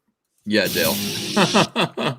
That's what you think. Here you are talking about him a little more. So I have to disagree with one thing. Hold on a second. Mm-hmm. I have to disagree with one thing. Lord. No, I don't think it's like, well, why do you hate Ethan more than you hate that guy? That guy did. I think you're missing the point. I don't think he hates Ethan at all. This type of attention, this type of this is an infatuation. This is when he, we joke around about the daddy issues, but it's fucking probably dead on. He's I don't even mean in like a sexual way, but he's infatuated, or it could be, but that's not where I'm getting. I think he's like literally infatuated. You were supposed to be his daddy. You were supposed to help him. And you spurned him. This is what a guy does when he asks a girl out who says no. And it's like, well, fuck you, you stupid bitch. I hated you anyway. And then spend 6 months fucking calling her and hanging up on her. That's the reaction. It's not that he fucking hates Ethan. I think it's quite the opposite. I think he's infatuated, obsessed, possibly in love. Nobody does this because, he hates somebody. If you hate somebody, you get old, it takes energy to be hate, but when you're spurned for love, man, that could go on for years. That is true. I thought I hated Tim Doyle a year ago. I don't even think about Tim Doyle anymore. Right, because hate takes energy, but obsession and broken heart, man, that takes a longer time to get over. And this is more like brokenheartedness than hate. This is infatuation, obsession, love. It's kind of like the Bjork stalker. Remember that guy that stalked Bjork back in the 90s and then killed himself? Yeah, I hope it's not like him, but that's what it kind of feels like, doesn't it? I don't know. I don't know what to do about it. What do we do about this? It's like it's going to go on, right? It's not going to stop. I don't know. He's got to go. He's got to go get fucking help. He's out of his fucking mind. Yeah, I think what we're dealing with is someone with a serious problem now. I had no problem talking about him when I thought he was just a guy getting angry, going back and forth. But it's clear that it's not just about, what he's saying about other people, but the harm he could potentially bring onto his own family. And that's something I'm also considering too, because if he doesn't give a shit, someone else has to. Wow. Dale, I want to thank you for coming on tonight to talk about your video. I think, we appreciate all the work that you do. Your videos are great. Everyone subscribe. Please subscribe to Deadwood Dale on YouTube. Let's get his numbers up. Dale, you keep it up, pal. Yeah, absolutely. Thanks for having me on. Take it easy. You bet, brother. See you later. Deadwood Dale, everyone. Fantastic. Well, I mean, look, I think he kind of said it better than I could, because I'm like, I couch everything in irony. Part of me thinks I deserve abuse too. Like, it's like, yeah, of course I'm making all this money. Of course I deserve to be hounded, harassed, heckled, bothered all the time. Oh yeah, of course. I've got a YouTube channel. So of course people get to call me a Nazi and get to make up lies about me. Of course. That's just the way it goes. It's just in good fun. And that's why, it's like sometimes it's good to just get like an objective voice, to just stand back. Someone like Deadwood Dale, to be like, these guys, there's something really, really wrong with them. It's not just a matter of, hey, this is a game going back and forth on the internet. Like, there's something wrong with anybody who would talk about Tug's daughter that way, just to start. And of course, when you find out they also get pegged and cucked. Yeah, that's the only thing is, I don't think he has destructive tendencies outward. Mm-hmm. He tries to, but he fails. I mean, you know what I mean? He can't hurt anybody else. I think the only time he's able to hurt anybody is when he does self-destructive things. So he destroys, he gets in, just the type of relationship he's in with dominant, like, this is a person with self-destructive tendencies. He tries to lash out at others. He can't. He's ineffectual. He's a person who can't really hurt anybody. So he takes that energy and fucking turns it on himself, and usually on his own rectum. Monkey Jeeves is talking about Mike Wellman. He says, Mike was the one who said that gun stuff about you, EBS. Yeah, there are a lot of urban legends about me. One of them is that I brought a gun to a convention, and that isn't true. What actually happened was my ex-wife, who was an NRA certified instructor, came to C2E2 with me, sat next to me, and really wanted some attention. And so what she did was she was working at a gun store. Everything was about guns to her. And what she did was she decided to bring a raffle. Do you want to raffle to win a Glock 9? Yeah, a lot of people did. And it was like $5 or something like that to raffle to win this gun. There was no gun there. It was a raffle. Whoever won the raffle would have to prove that they were licensed to carry, and the gun would be sent to them. And that legend kind of that. By the way, can you imagine a raffle for a gun at a comic book convention? Listen. I loved my ex-wife, and I didn't want to say, what the fuck is wrong with you? No, you're not going to do that. These people are crazy leftists. They're not going to tolerate this. But that legend grew out into, not only was there a gun there, we were selling a gun there, or I had a gun there, stuff like that. None of it's true. I mean, it was a raffle for a gun. It just wasn't right. What do you think about that, Cecil? Would you enter a raffle to win a Glock? Yeah. I would too. I would for $5. $5 for fucking Glock. Yeah. Good guns. How many people entered? I don't remember. A few though. Like we, of course, like most of my fans at the time were kind of leaning right. They knew we were right wing, and so the line of people, they would be like, gun it. Well, yeah, here's $5. Let me enter the raffle. I don't know if anybody won it. I have no idea, but that's what that's all about. And this day, they're like, he brought a gun to it. Let me ask you a question. How would I bring a gun to a comic convention, especially something like C2E2? There's a metal detector. You can't bring a gun to a convention. It's just not something that can happen. And if anybody knew that I had a gun, I would have been escorted out of the premises. It just doesn't make sense. Logically speaking, on the basis of analysis, if you were to really think about all of these legends, you would realize that they're all false. The other thing is I had a monkey with Barack Obama's face on it on my table at C2E2, Cecil. That's the other SJW rumor. If I had a monkey with Barack Obama's face on it on my desk at C2E2 in Chicago, There may have been a picture taken. I'm pretty sure. If picture would have been taken. That would have happened. I would have also had an ass beating. I would have gotten my ass beat. So that's not something that would have happened. That is a lie. All of these things are lies. And everything, most of the stuff that these people say about me is absolutely untrue. Except for the Mormon Mafia part. Yeah, well, that's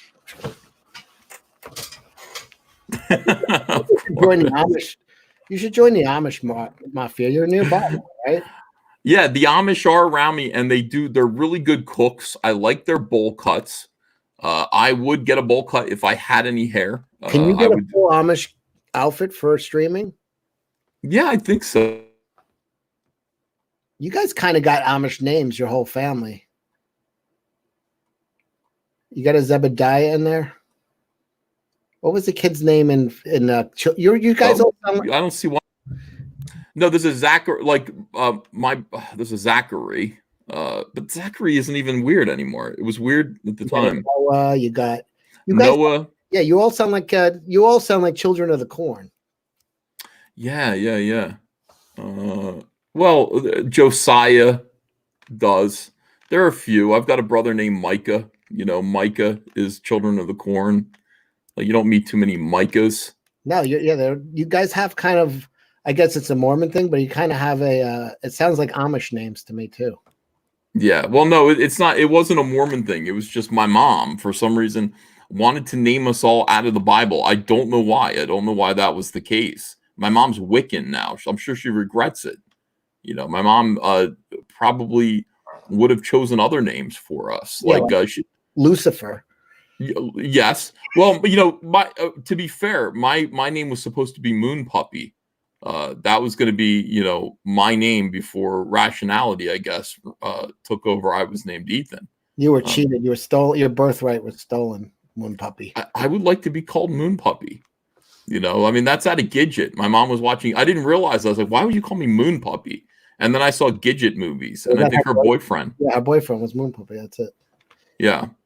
My mom liked Gidget. Now she's a Wiccan.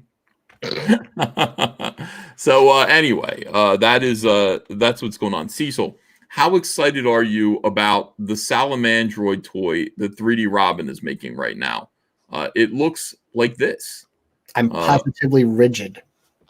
Yeah, me too. Engorged. I got to be honest with you. I'm tumescent over the Salamandroid toy. That is going to be, I don't know how big this is going to be. Cyberfrog's like a Hot Wheel car. This is pretty big. This is a pretty big toy. If Cyberfrog's a Hot Wheel car and he's down here, the size of a Hot Wheel car, this is big. Yeah. That's that's huge. So yeah, that's going to be let's see. The size of I want to see. I'm trying to think of something that's like almost like a model car. Yeah. So we're gonna it's gonna be a PVC figure, so it's not gonna be posable. It's just gonna be meant to stand on your desk or something like that. But I'm gonna make them. Hell with it, Cecil. I've got some money. I can spend it. I'm allowed. I'll do it. I don't care anymore. I'm gonna do it. That's how I am now. I don't care. I'm doing it. Here it is. Look at this from the side. That is badass. Can you imagine if we got this kind of paint, this metallic blue paint on his skin? Oh, that's gonna look great. Cecil, I think even you would want this. Yeah, I feel like Preston the day before a colonoscopy appointment.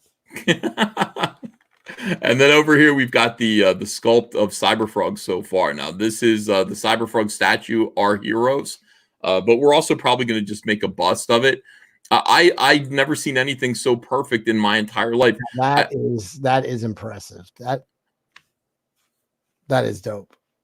Look at his little lower lip is sticking out, like he's like got an angry kind of pout. His lower lip is sticking out further than his his top jaw.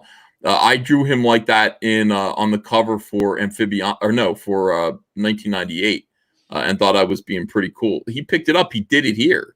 I'm just so happy and so impressed with this sculpt.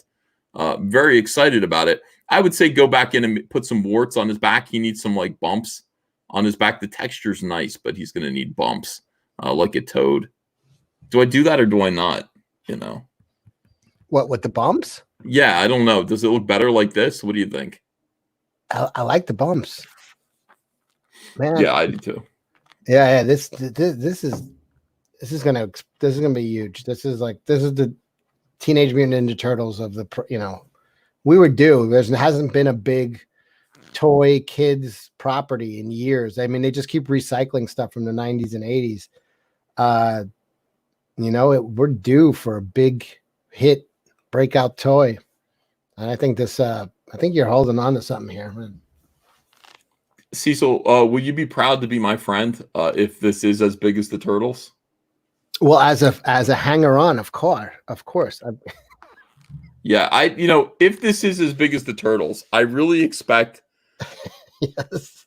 I want you and Malin to come live at my big mansion, and it'll be like Entourage. Like, could I be called the Colonel? Colonel. You can be called the Colonel if you want to, but we're gonna live the Entourage lifestyle. I'll be like, hey guys, there's a present for you guys in the driveway. And, look, it's free. I got you all cars. I got you all BMWs. I got you all Maseratis. And you'll be like, boy, it sure does rock being Ethan Van Sciver's, what do you call Entourage? My dream in life is to live off other people's money. So this is everything you're saying is fucking hitting me at the right note. Yeah, it works out. This is who even knew? Now, Andrea, I'm sure, here's the thing. We'll put you off in your own wing of the house. Like, Andrea's going to be worried. She's going to be like, Cecil and Malin are living with us? I'll be like, yeah, Frega too. She'll be like, wait a second. Because I think I need more than just two people. I think Frega would be there. I would invite Zach, but Zach would be no fun. Right. 3 is a crew, 4 is an entourage. If you have three of us with you, that's an entourage. That's an entourage. You guys follow me around everywhere. Yeah, 2, me and Malin, it's like we're your crew. You got 3 of us, you got an entourage. Now, Elvis had the Memphis Mafia. I got to think of what I would call you guys. Frega has 25 kids, says Jason Bascom. That's true. He's got more reason to leave than any of us. Yeah. Hey, I'll be back, babe. I'm just working, you know. And all we do is party. We just go to parties all the time, you know. Speak my language. We got a place in Atlantic City. We have a place in Atlantic City that we go to. And by the way, we will have a reality show on YouTube, you know. Robert says Miller wants in. To what? I don't know. From what I hear, by the way, Lone Star 2 is about to start shipping. I almost said a horrible joke. What were you going to say? I almost said to what, a homeless shelter? That's too much. I'm sorry, Mike. He's going to be okay. He got a loan. He's able to fulfill. One of his friends lent him some money. Good. I worry. Yeah. I worry about him too. I hope he's okay. So he's going to fulfill Lone Star 2. And then look, brighter paths ahead. Like, yeah, we're still in the hole. Well, I mean, here's the thing. Like, we're not in the hole if the friend doesn't want his money back right away. You know what I mean? Like, Cecil, if I lent you $20,000, yeah, I'd just be like, you know, I'd realize I was never getting it back. that's the only way to give out a loan. That's the only way. I mean, you can't give away that much money and then expect that it's going to come back, because the person who needs to borrow it needs to borrow it. Right. So that's, if you only give out money to people if you're completely willing to never see that again. yeah. I ask any of my relatives. I know. I've given out money to my family, and it's like, I'll pay you back. It's like, no, you won't. Nice. It's okay. Don't even say that you will. No, you won't. You know, but I usually scream that. Here's what you could say. I hope I can pay you back someday. Then you could say, I believe that. That's do I like that? I hope I get a chance to pay you back. Not, we'll start making payments next February. $2,000 a month, like clockwork. $2,000 a month. How much did I lend them? Oh, $20,000. Yeah. The Yeah, worst part of lending people money is watching them like post pictures of frivolous shit they bought when they haven't paid you in months. You're like that. You're spending my money. What? I don't have a jet ski. Yeah, that would be bad. I would just ignore. I would just ignore and hey, you know, whatever. My best wishes to you. Living my best life from Hawaii. Oh, that would bother me. I lent you $50,000 and you're living your best life from Hawaii. That would bother me, Cecil. But I think that's what people do. You know, I think people do actually do that when you lend them money. So I would say this. I would say probably here's what does happen though, for the most part, is you paid for that person to be out of your life because they know you saw them posting those jet ski pictures and their Hawaii shit. Like they're never like it's gonna be. They're gonna run from you. Like they don't want to see you. They're never gonna see them. Like so. Don't lend money to somebody that you like. Right. You know, don't do that. Don't ever lend money to people that you like because you'll never see them again. Give money to people you like, but do not lend money to people you like. Well, make sure that they know that. Be like, no, this is a gift because Right. I don't want to lose your friendship. But I mean, because that's a serious thing. But yeah, absolutely lend money to people that you don't like and never want to see again.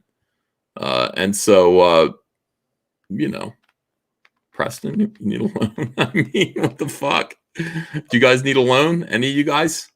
You know, get away from me. All right, hold on a second. Let me pull out a little bit here and read some super chats. Jason Bascom says, I need help with my Indiegogo. I don't backstab. Fraga's helped a little bit.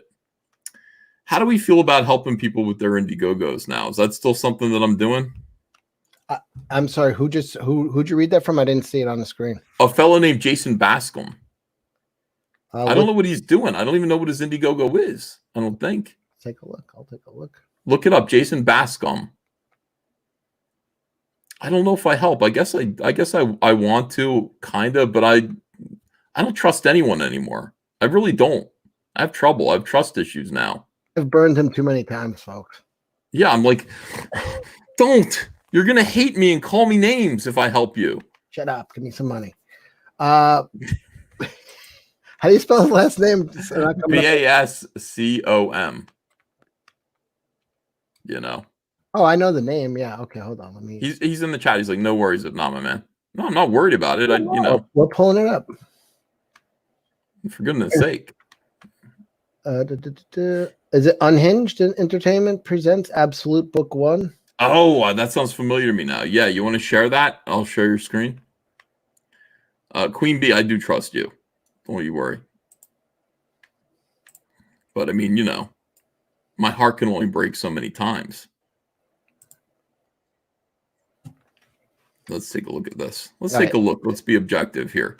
Unhinged Entertainment. Want to watch the video? Yeah, okay. Do you have the audio one? Maybe. Let's find out. It's not blinking. Oh, wait.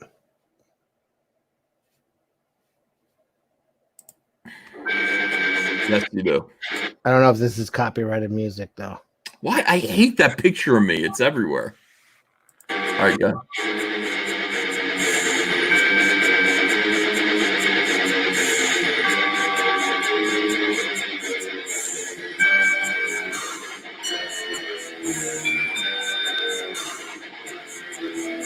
I'm just pausing it, and just in case it is copyrighted music.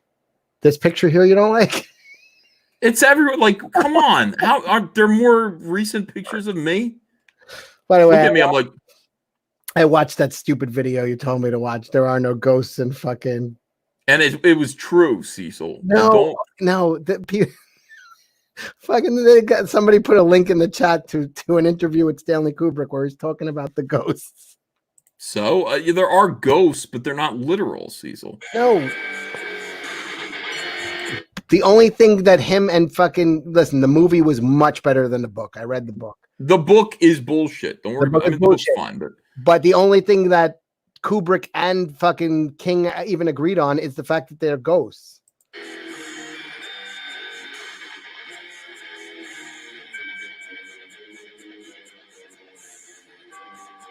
Well, I don't agree.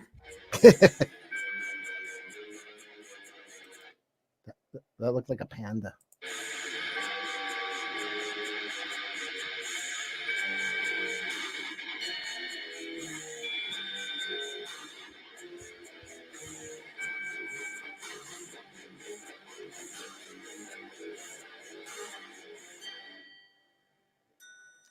Back it today. Absolute. Thanks for watching.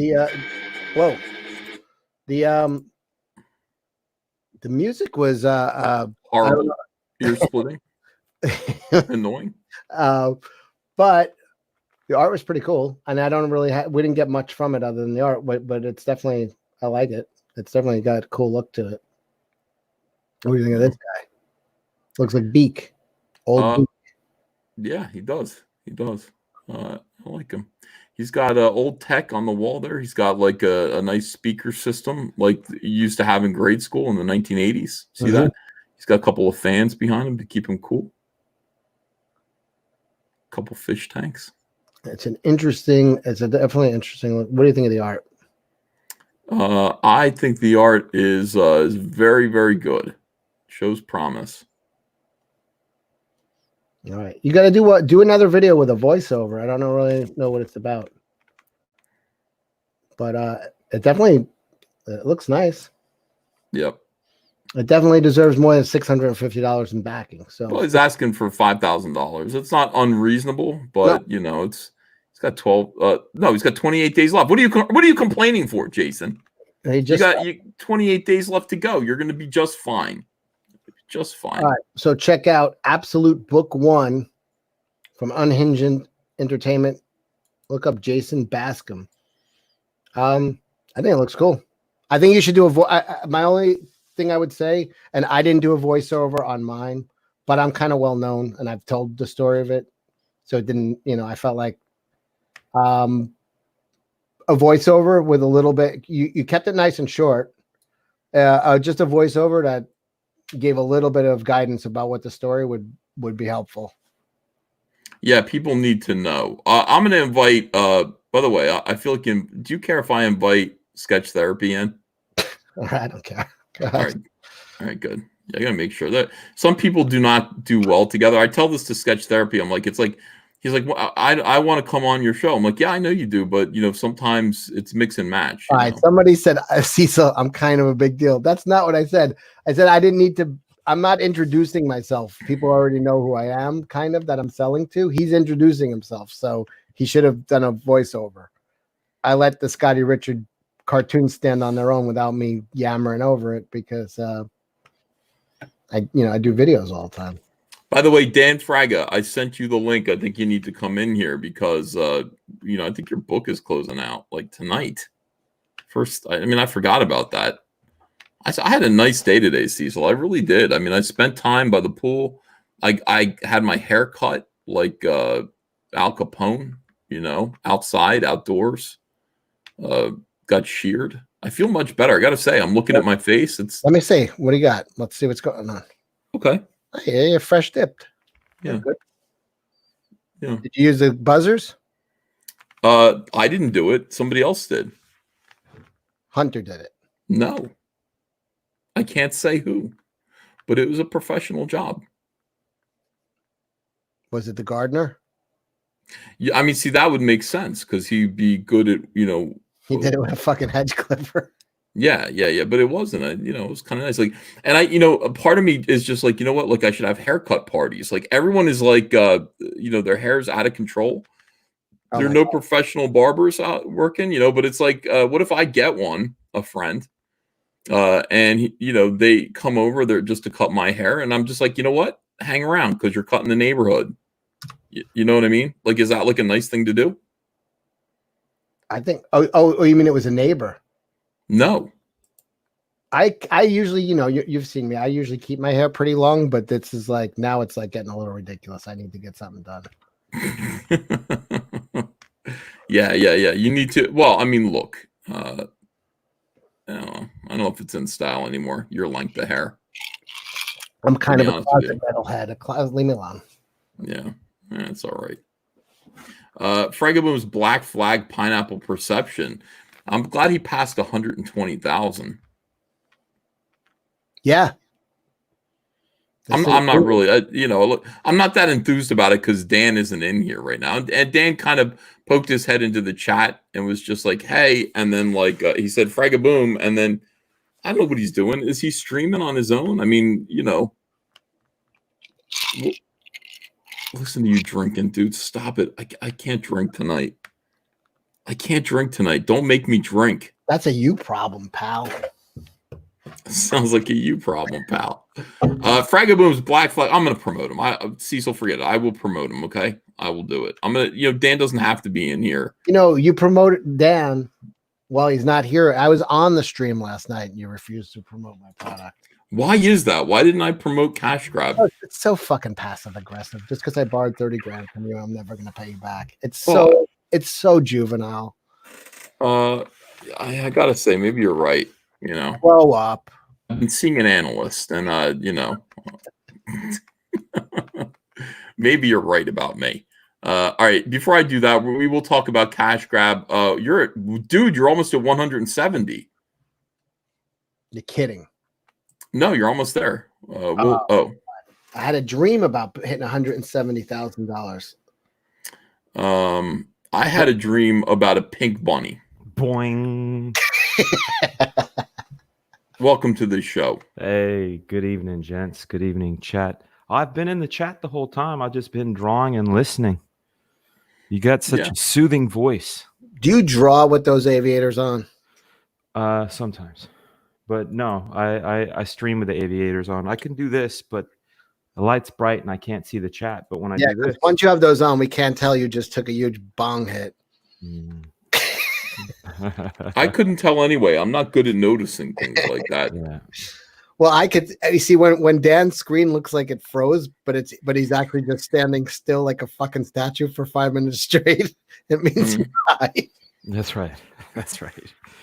I've noticed he does that. I'm like, Dan will just be up there like this. Looks like a photo. I'm listening to the show, and then every now and then I remember I'm like, wait, I'm in the show. I do that all the time, though. You know, John Malin, when he was doing his show with you yesterday, I was in there and I was like, I'm acting like I'm watching the show and not participating in it, you know? Yeah. Dan's looking at the screen on the thing and he's like, look at that guy in the bunny costume. No, here's the thing. Right now, my eyes are big. Right now, I'm squinting to look at the chat. My eyes are big, squinting to look at the chat. You can't tell. But what ends up happening is, like, I'll go like this, and the chat thinks I'm pissed. You know, but yeah, I'm you not. look mad. Yeah, you look like you're But mad if I at do someone. this, it's because I'm nearsighted. I have to like really look at the text on the screen to get it. Dan, look how great this shirt is. I think it's fantastic. I saw that earlier. Andrew Horta? Yeah, he's supposed to be sending me one. I'm like, he asked for my address. Oh, see, that's why he got it custom. It says Caesar on yours. That's why. Yeah, I appreciate it. I forgot that he gave me this shirt. I wore it once and then I found it in my closet today. I was like, I'm wearing that tonight. And then I wore my gold lame disco jacket with it because this is gold. Yeah. It looked all right, you know. I can't wait to see what other stuff you got coming down the pike, man. Dude, I got all kinds of stupid shit. I've got a Spider-Man outfit, and I've got that Operation guy, that from Operation. I've got a costume of that guy. Do your nose light up? I think so, man. I think so. It might. But you were correct, man. My campaign ends in 24 or 20 plus 3, 23. 24 plus 3, 27 hours. We got 27 hours, and then the campaign, I can either hit, let's go for another 30, or it's over. What do you think I should do? I think you should yell at the customers. Probably yell at them and say "F you." You know what works? No way. Here's what works. Go. If this is what Comicsgate is, it's SJW. You're no better than SJWs. If you're not funding my comic book, this is an SJW movement. I thought you were manly men that were here to fight the rainbow. Get your brand together, Comicsgate. Get your brand under control, Comicsgate. Fund my comic, or you're a bunch of SJWs. Also, you should say, I brought more people to Comicsgate than I got from Comicsgate. Say that too. Yeah, that kind of I stuff was works. gonna go with that. My mother savagely beat me, and I had a dream. But then Cecil took it. He took it. My mother could have kicked the shit out of you too. I believe it. I believe your mom. I think she said, like, when you do the Edith Bunker, that's what I imagine your mom. Cecil, you come here. And just beating you senseless. My mom had the wooden spoon. I don't know if you guys had. Oh yeah, I am very familiar with the wooden spoon. I've had a couple broken. Those are the spaghetti sauce spoons. Yep. Yeah, I've had a couple of those busted over my ass. Have you ever taken the wire hanger or the extension cord? Extension cord. What the hell? I've been hit with hangers and spoons, but never an extension. Extension cord, a belt. The belt. Yeah, the belt was. My dad had the belt. Yeah. Or go outside and grab a switch where you'd have to pull something off the willow tree. That's old school. That's old school. That's. I grew up in the 70s, though, man. It's like they put 3 objects on the bed and say pick the one that you're going to get hit with. So it's extra humiliation, you know. What did you like getting hit with the most, Dad? None of it. I'll tell you the thing too. Like the dumbest thing you can do is put your hands in the way, because in avoidance to getting your hands whooped, they'll just whoop your legs, and that shit hurts even worse. That's even worse. Yeah, that shit hurts way worse. Just take it.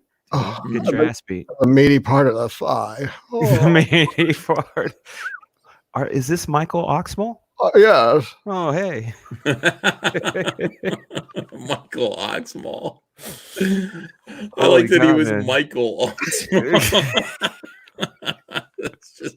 If you had a shush, Ethan. If you had a choice between the spoon, the hanger, or the belt, what would you take? Be honest. The belt, man. Oh.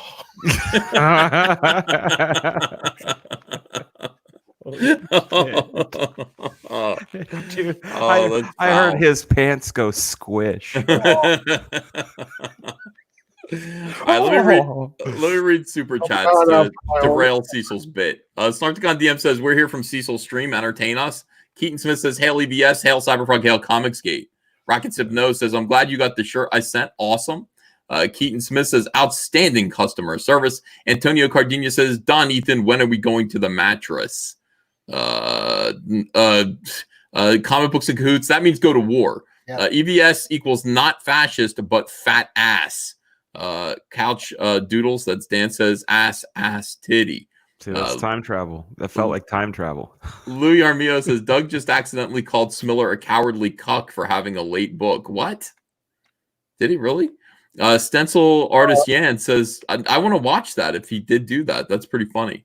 Stencil Artist Yan says, yes. Yeah, I gotta understand. I was Holy shit, you fast. I was You're so fast.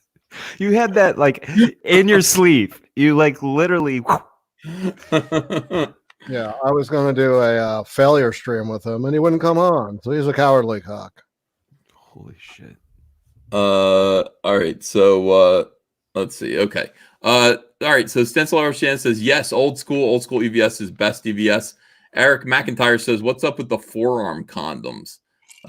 They're elbow pads.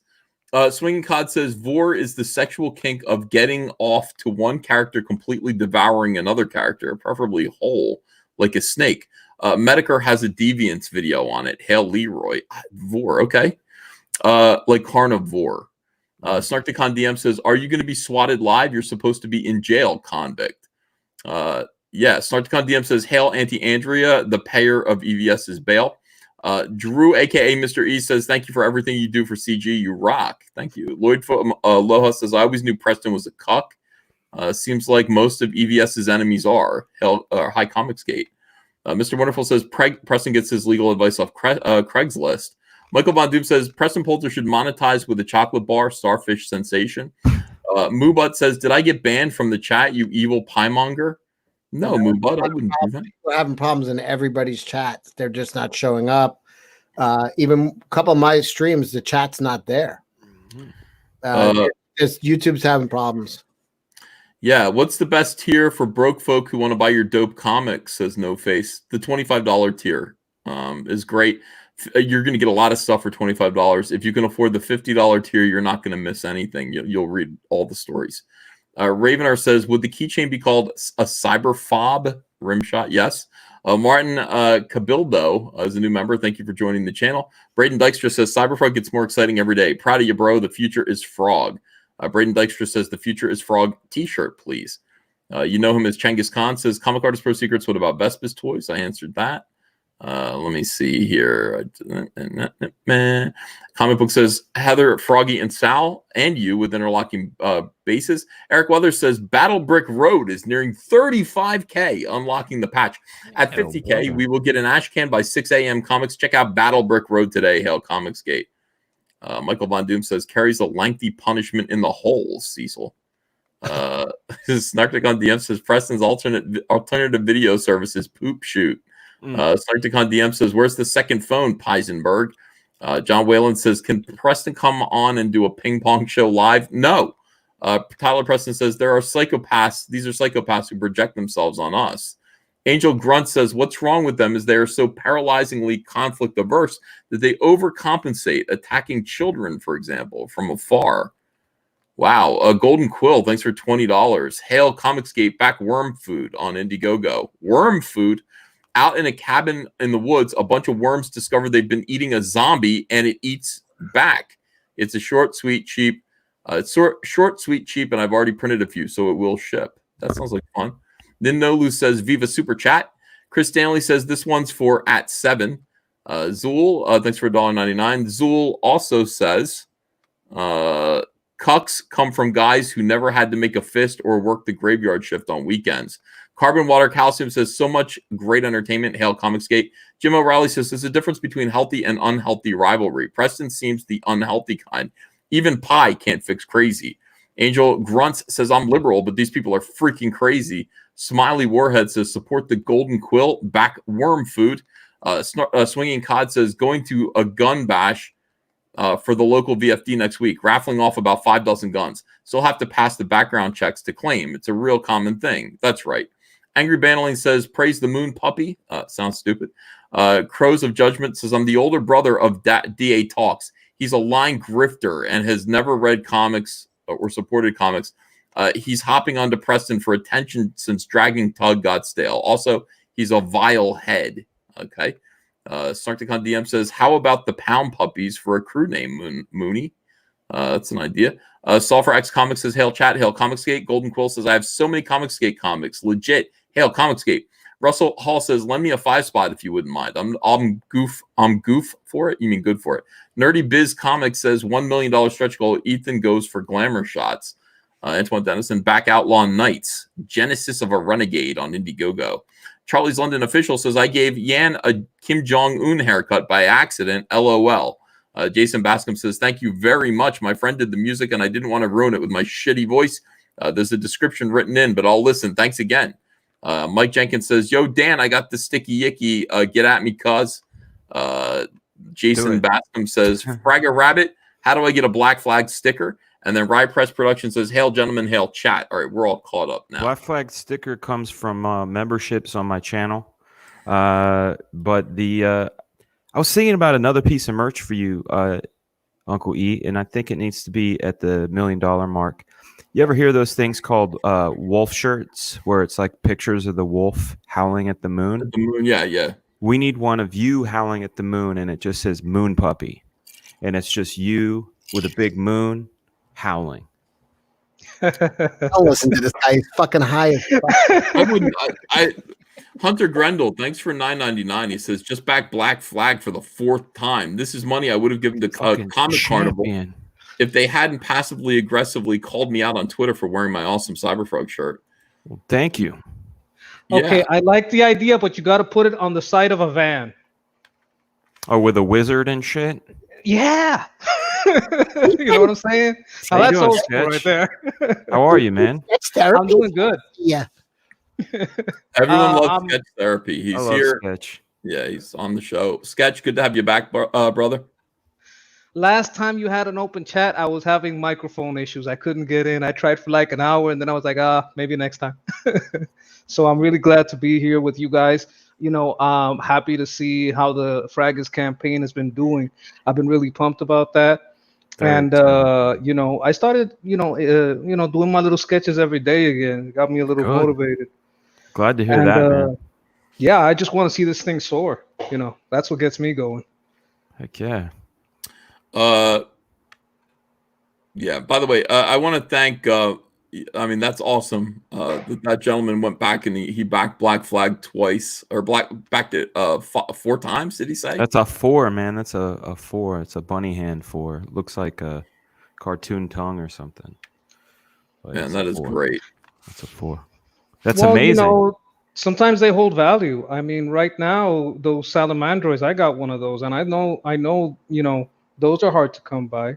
And I remember once I was on a stream with Mr. Fragga over here, and we spoke to a man from, I think it was Singapore, if I'm not mistaken, right? Yeah. And that man's collection, in about the space of what, 2 months, 3 months, it's doubled, tripled in value or more. Yeah. Yeah. Just because you're getting back into it, you know, and they see the market has shown interest in the IP. It's a good thing. It is. Yeah, it happened to CyberFrog. Yep. You're talking about like the prices of the original stuff going up.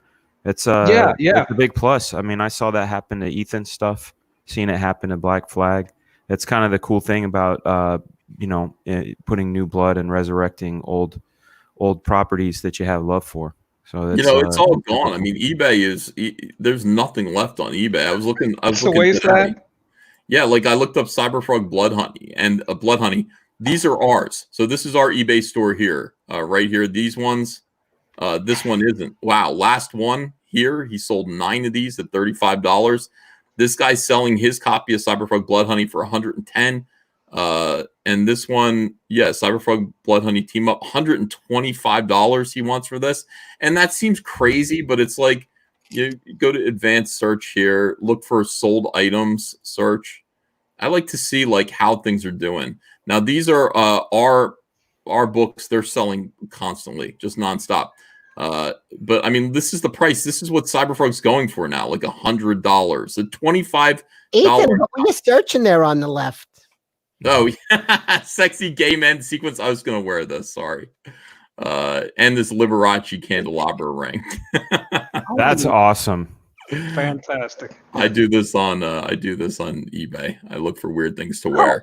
Oh, Ethan, I love Liberace. And also the Wheels and Doll Baby Ava Gardner red satin dress.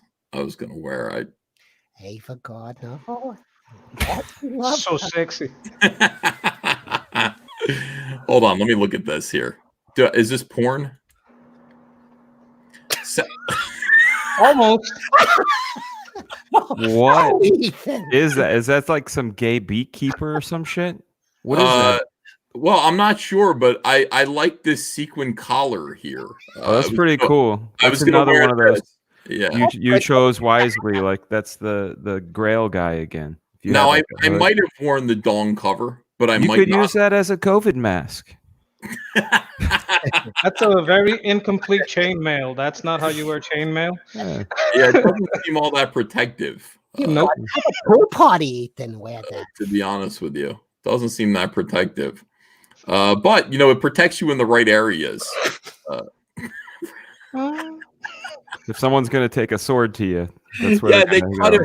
totally cut him up, but his penis is intact. It's amazing. Yeah. So look, Come on, you were looking up chained mail. yeah, that's exactly right. Looking up chained mail. Could you give me the seller info on this one? Yes. Look, 54,286 positive feedbacks. I call that formal wear. Oh, This guy keeps busy. Oh shit. Yeah, I have. If you look at my search engine, search for anything here, Liberace costume. That's probably what led me here. Liberace costume. What about Elton John? I'm having flashbacks to a Bryan Singer pool party. Well, The satisfaction that rolls out. So good. So good. Yeah. I mean, I keep telling people, my final form is going to be Liberace. That's, once I come in with like the fur capes, many rings on, big sunglasses, sparkles, diamonds everywhere, like fake costume jewelry. That is, and then I'll have an intervention. People will say, I think, Ethan, are you still like Cecil? What would you say? Would you be like, you're losing it? Like you're not. Cecil would be standing next to you, looking like I would be giving you 2 thumbs up. Well, I've been in favor of it for a while. I want to see that baby grand. Well, I mean that too. I would like to get a Liberace style baby grand with a candelabra, and play that for you guys. Some people wanted to see the back view of that. That's okay. I don't know. Rumor is Liberace started with a candlestick and worked his way up to a candelabra. The HBO special about Liberace was called Behind the Candelabra, and I thought behind was a verb. I was just like, frankly, oh my goodness. All right. So in any case, what I meant to say before you guys saw me looking up my gay attire that was worn for you. What I meant to say was CyberFrog is selling very well, Sketch Therapy. That's all in gay attire. Very well. And on the secondhand market. Sketch, is that important to you that CyberFrog sell well on the secondhand market? Well, yes, and also that it maintain its value or increase. If it's holding value, that makes my purchase worth more. Now, if I get it for a price and this premium product, the same thing, all the same pages, comes out cheaper somewhere else, I might be a little like, wait a minute. You might be angry about that. I might be a little miffed. Yeah. With all of your outfits, you are getting really close to being gay, Ethan. Andrea better keep you straight and away from the dark side of Preston's moon. Oof. I don't think wearing silly clothes gets you closer to having sex with men. You know, it might make the offers more frequent, you know, Yeah. but Unlike Preston, I am a gay man. that's right. I forgot about that. I am a homosexual. I work on the railroad. Work on the railroad. All the live long day. He watches the trains, right? Indiana Jeremy, does Andrew have I'm to in charge of the caboose.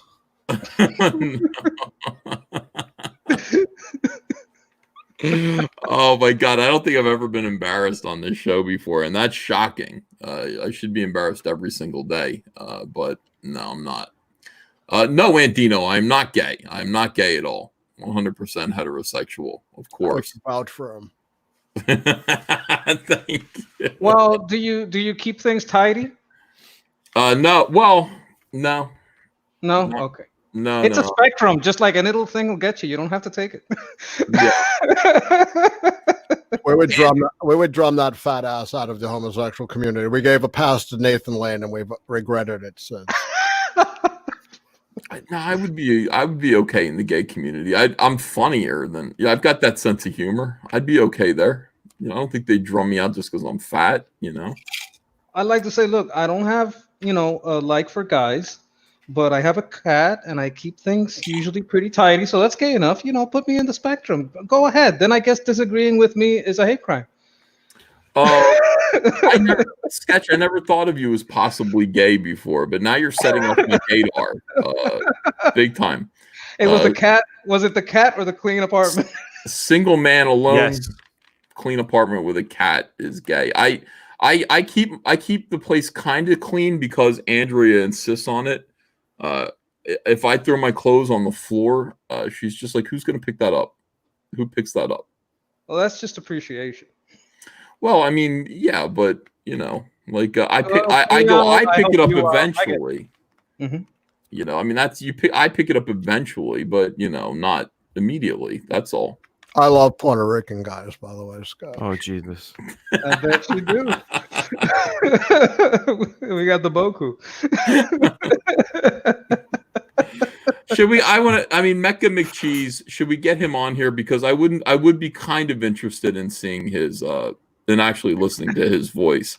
Everybody said that voice, which sounded very much like Preston pretending to not be Preston. He did a stream today. No, it's not Mecca McCheese. No. What I'm saying is Mike Oxmall is Preston, but Mecca McCheese is not.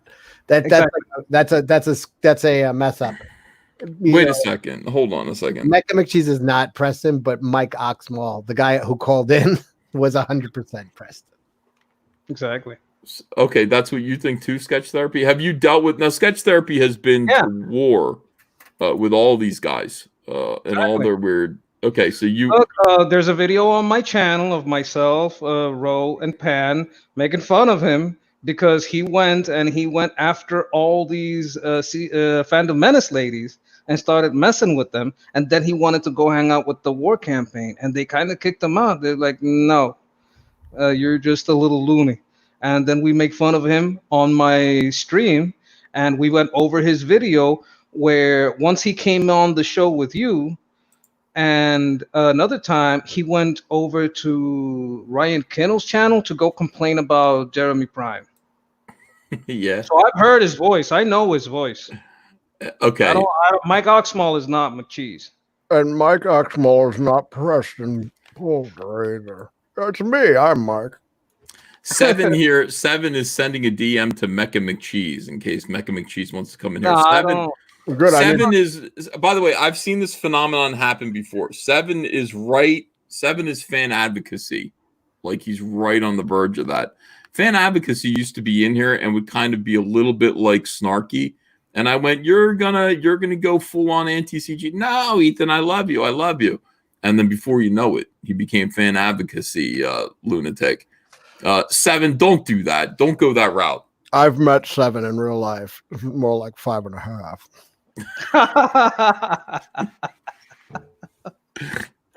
Don't do that, Seven. You behave yourself. He says Mecca's coming. All right, so we'll let Mecca in Scared here. of that bit. Mecca's not the only one. Mecca did a video, I think, about Praetorian. Yeah, he had him on his show. They did a walkthrough on the video. Man, that Praetorian, that motherfucker used me. I ain't got no love for him. I ain't got no trust in that motherfucker. I hate these wars and all that shit. But if we're gonna go into the past, Mecca is no good. Praetorian is no good. I've always been firm on fuck Mike, and I haven't changed. I'm just I'm not here to cause a ruckus. But if you're gonna ask me what I think, I'm gonna think what I always thought. Well, we could, if Mecca wants to come in here, we could go through the Praetorian video because people are talking about it and asking for my reaction to it or something. I haven't seen it. I didn't watch it because, Praetorian. Here's the thing about Praetorian. Praetorian was involved in an awful lot of gay ops stuff. Praetorian had a lot of fake identities. Praetorian chased off Nurkish and harassed Sashi. He wasn't a good guy, and he did this while being war campaign. And fooled me. I actually was going to hire him to be my bodyguard for Star Wars Celebration. They said, you need security. You bring me. I'm trained. I said, well, that doesn't sound like a bad idea. But it turned out I didn't think I really needed security to go to Star Wars Celebration. I'll be your body man. You won't leave his He's backside. probably gonna bring a toothbrush. Where you go, I go. But in any case, so Praetorian, he kind of went I'm against. He kind of, I don't know what happened, but he went to Mike Miller and Edwin and gave him all this information about war campaign. And There he is in the chat. Ask him if he's Mike Oxmal. Let's see what he It's says. not Mike Oxball. By the way, it's Michael. Mecca McCheese, you want to come in here, or yes or no? Somebody can send him the link. I don't have it. Do you want to let him in, Sketch? Or I don't even know if Hey, Mecca wants you're to the come boss on. here. I go with the flow. If you're asking my opinion, I don't like the guy. I don't believe him. I don't like Praetorian. I don't believe him. I don't like Mike. So what? I don't believe him. But you can hear him out. It's you're the boss. All right, Mecca, if you want to come in here and behave yourself and just talk, I think you made a video about Praetorian. If you want to talk about it, we'll let you in. I mean, it's up to you. And I would like to hear your voice too. And I want to know if you were the guy who called in on Liam's show. Yeah, I'm here. Because you sounded just like that. All right, hold on. I got to pee first, and then I'll come right back. Have a Bruce uvula like Sketch, give him the link, would you please? Could you do that? I don't know his Twitter. You guys got more. I have a bruised uvula. I've been gargling all day. I probably got him blocked I because got to piss so bad. I'll be right back. I'm sorry. I'll be going with him. Hold on. Do you drink sarsaparilla? No. What is sarsaparilla? I still don't get that. Sarsaparilla is like a root beer. It's like a root beer or no. It's a root-based drink. There you go. Yeah, that's what I remember from it. It's one of those old-timey drinks. Like if you go to like one of those ghost town sort of cowboy villages, you can get a root beer or a sarsaparilla. It sounds like a 50s kind of thing. That sounds like a 1850s kind of thing. 1850s? That's how old? Oh, Yeah. I don't know. Yeah, this is some cowboy shit. The Wild West. Okay. That'd be something a kid would order in some Clint Eastwood movie. Get the kid. That's back when. Sarsaparilla. Like one of them things, man. Yeah, when I'm wearing a pair of chaps around the house, I'm like, it's getting hot in here. I need a sarsaparilla. That's so filthy, man. What? I just imagine your character, the voice, the character, the chaps, you feeling hot, and then you being in need of a sarsaparilla to quench whatever nasty thirst you have. Well, the chops are leather, and against bare skin, it causes a sweat. What is it, like a tanned leather, like one you'd see on like a horse saddle, or is it like black Speaking leather? of tan, tell me again about how your mother would tan your hide. It wasn't my mom. My mom never did. It was my dad. My dad was the disciplinarian. Daddy. Jesus. Oh, that's so nasty. My daddy wouldn't lift a finger. towards- Cecil, I'm telling you, man, I would hire you in a heartbeat when it comes time to do animated voices. There's so much soul in that pleasure. I feel there's an authenticity to it. Oh, daddy's back. Okay, I'm back. My back teeth were floating. I was like trying so hard. I'm like, if we're gonna get Mecha McCheese in here, I cannot be sitting here like crossing my legs. All right, Mecha McCheese, what do you want to do? I'll put the link in the chat, and I'm only gonna let Mecha in, and I'll boot everybody else. So if Mecha, are you still around or no?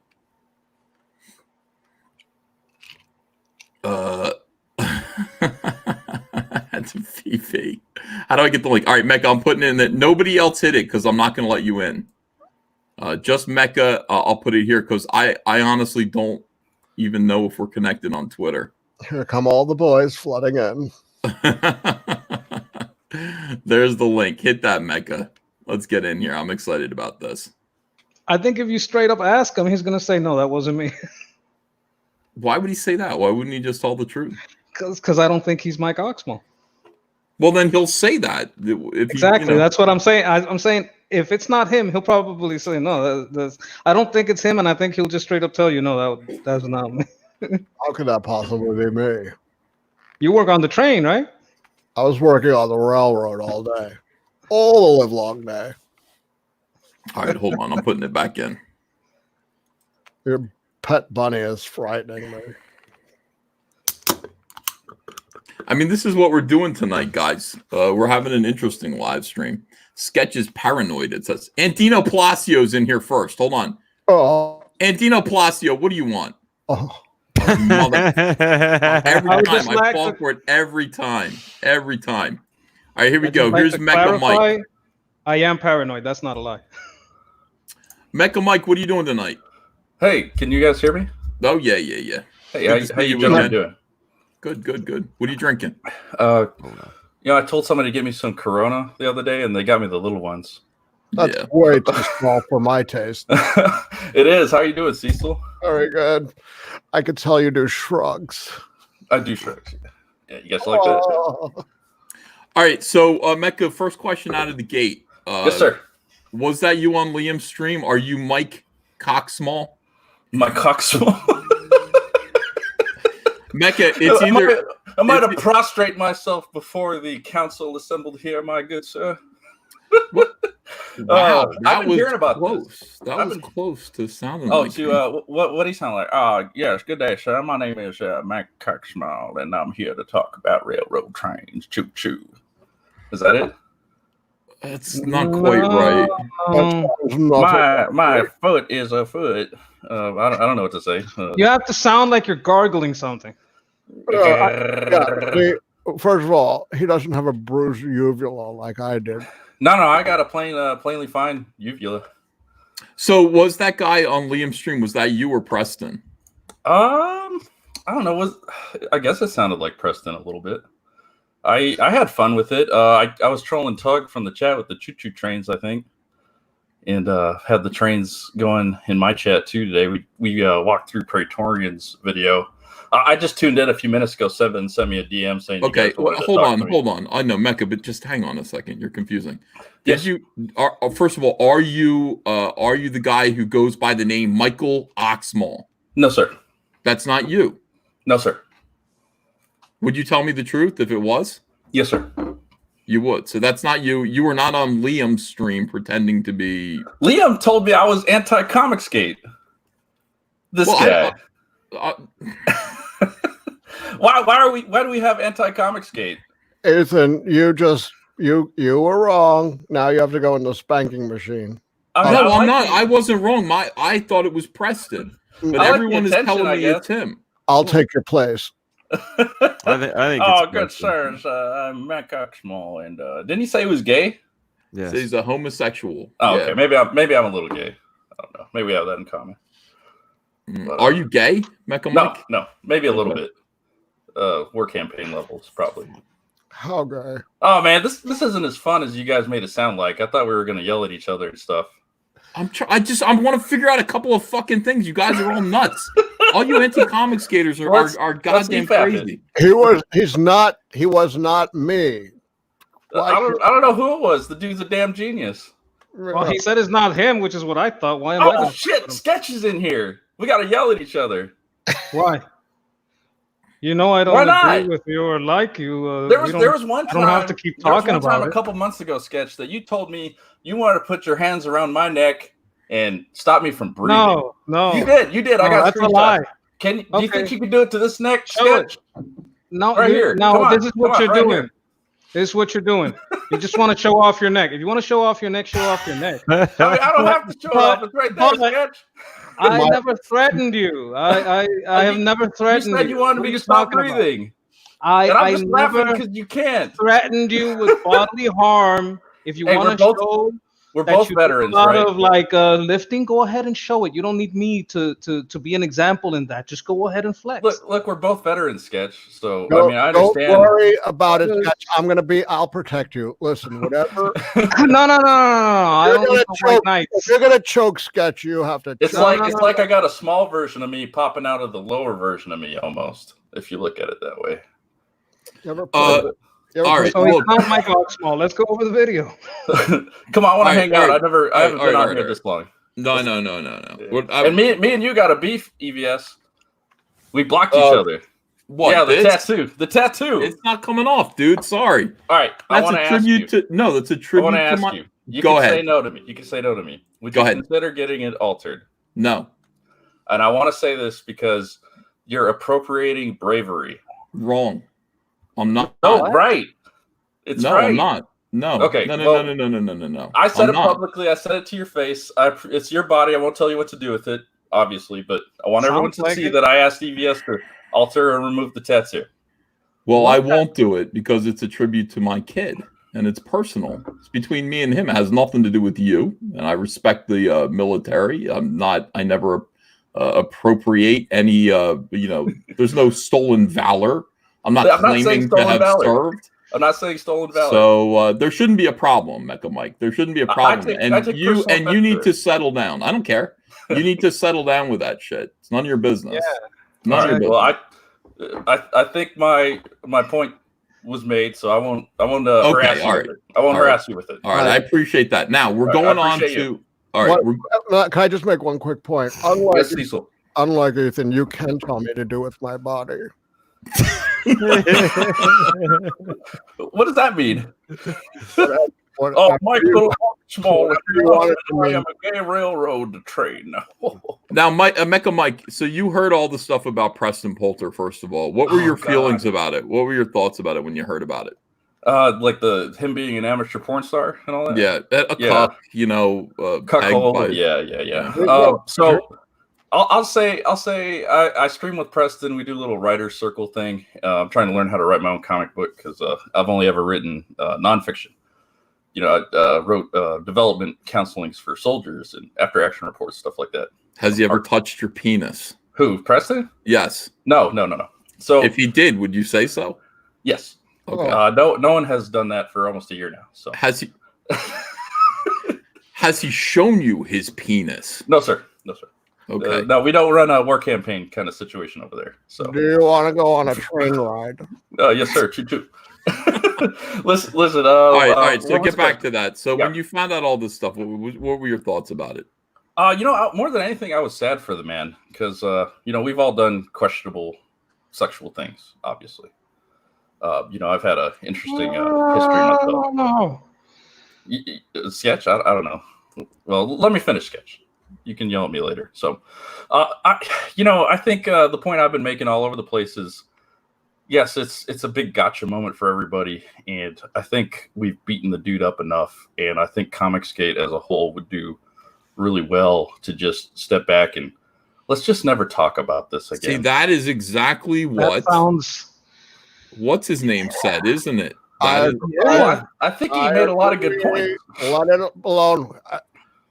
I think he made a lot of good points, the train guy. I believe it was Jesus Christ himself who said, "Let he among us who has not shoved something gigantic up his ass throw the foot." You got it a little wrong, but that's out of the Gospel of John, chapter 8, verse 7. So, yeah. So, I mean, what is the point in, the one thing that really concerned me was Oz art and Liam going over there and saying, "Oh, we're trying to get a hold of his ex-wife." There's nothing about selling a comic book that involves somebody's ex-wife. I Change totally my mind. agree. No, Yeah. I'm not going to change your mind. I totally agree with that. Yeah. We wouldn't do that here. If she came and said, "Yeah, I want you to come. I want to be on your show to talk about Preston," I would say no. Yeah, absolutely. It's cruel. I wouldn't want someone doing that to me and invading my privacy on that scale. Yeah. I don't feel like I deserve that kind of treatment. I'm not sure what Preston deserves. However, Preston has made it a hobby to torment people, what comes around goes around, right? I know what he deserves. He deserves a spanking. Now, I will say this: if his wife does come on, that's of her own volition, That's her choice. Yeah. I might watch it. I might watch that. I'll be fascinated to learn what that nonsense is all about. Yeah. But would I invite it? Do I recommend it? Do I support that with say, yeah, go do it? No. But well, I mean, people have looked into your divorce, right, Ethan? Mm-hmm. That wasn't cool. I don't care. Well, they looked into my divorce, and there's really nothing there. I mean, to see, it was an amicable divorce. My wife decided that it would be much more fun to date her skydiving instructor. My life is boring, Mecha Mike. You wouldn't believe it. Like, you're looking at me, you're like, Ethan, your life must be awesome. My life is mostly boring. I'm a comic book artist, and my wife was an NRA gun instructor, my ex-wife, who wanted to kind of go out and kick some ass and jump out of airplanes and do all that kind of stuff in her late 30s. Which was something I couldn't relate to and I didn't want to be a part of. But that's what she wanted to do, and that's a good reason for a divorce. Yeah, I guess. I don't know. My ex-wife wanted to see other men, so I can't judge. Well, for what reason? I don't know. Military's hard in a marriage, I think when people divorce, it's because they want to see other people, and that's perfectly okay. I don't blame her at all. I was in a miserable spot, But the one thing I would never do is go to somebody that I didn't like and say, "I want to find out about your marriage so I can hurt you." There's no other point to it than humiliating Preston. I think he's been humiliated enough, don't you think? A little bit more, please. Well, that's not something we're doing. You're talking to the wrong guy about that. I understand your complaint, but we can't stop other people from talking about it. Everyone has the choice to jump in and get their laugh, right? But you also have the choice to step back and say, even though Preston doesn't deserve a bit of mercy, what makes grace so wonderful and so important is that none of us deserve it. And we could all do good for ourselves and our souls by giving that to him. So I understand he's harassed and he's interfered with campaigns and stuff. But for me, the buck stops with me. I'm not gonna go into his marriage. I'm not gonna humiliate him on stream. I'm gonna go let him live his life, and hopefully the two parties here stop interacting. That'd be great. I just don't see a solution other He than was that. calling a 5-year-old a whore earlier, so maybe that was the Roylett brothers, right? One more trip to the spanking machine. He did it himself. But see, you're still looking for retribution and stuff. It's time. No. This was after. This was recent. Like we're all Christians to some extent, right here. You can't say. Listen to me. You can't say, "Oh, let's leave him alone," if he keeps attacking.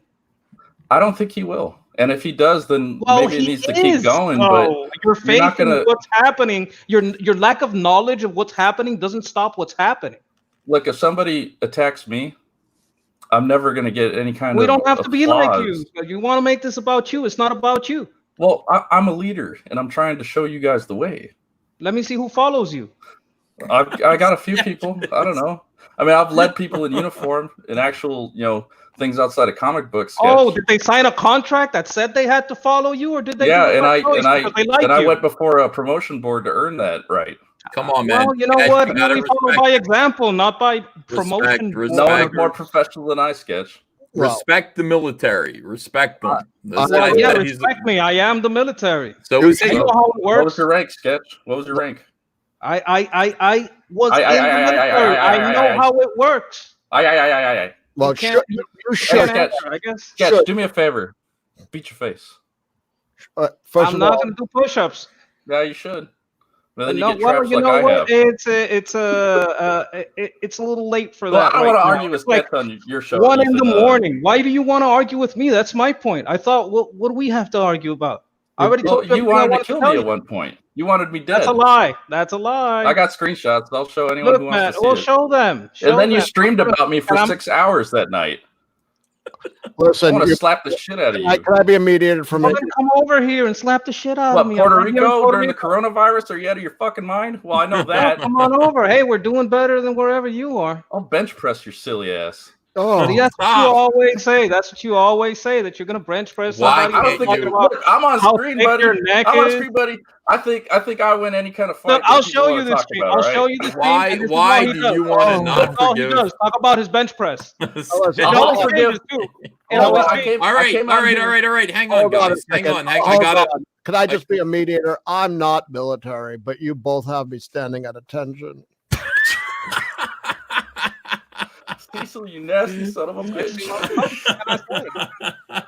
Disgusting. All right, stop. Yeah. All right, so anyway, be that as it may, Sketch and Mecca stop fighting over bullshit nobody cares about. Now Yes, sir. we got a video that Praetorian made. Praetorian made with you. How long is it? Is it like 10 minutes or is it half an hour? Praetorian's original video, which is completely his content, I just hosted it for him because I'm trying to chase that clout. You know, my channel sucks right now. I just started it and I don't have a lot of time for it. So it got like 500 views, got some interesting stuff in it. And today we streamed about it for almost 2 hours and we kind of EFAP'd it and we took a lot of questions from the crowd. And I think I was mostly fair to him and, the people he was critical of too. But I don't think you want to go over 2 hours of that. No, I mean, I would go over the shorter video if it has content in it. Yeah, let's watch it. All right, And so I'll do my best to answer for him because I spent enough time with him today. But keep in mind, I'm not Praetorian. I'm only, Mecha McCheese. I did the Mecha Mike thing to tease you guys about the Oxmall deal.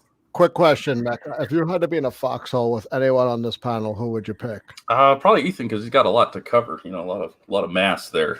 shut the fuck up. 5XL, right? Yeah, 5XL.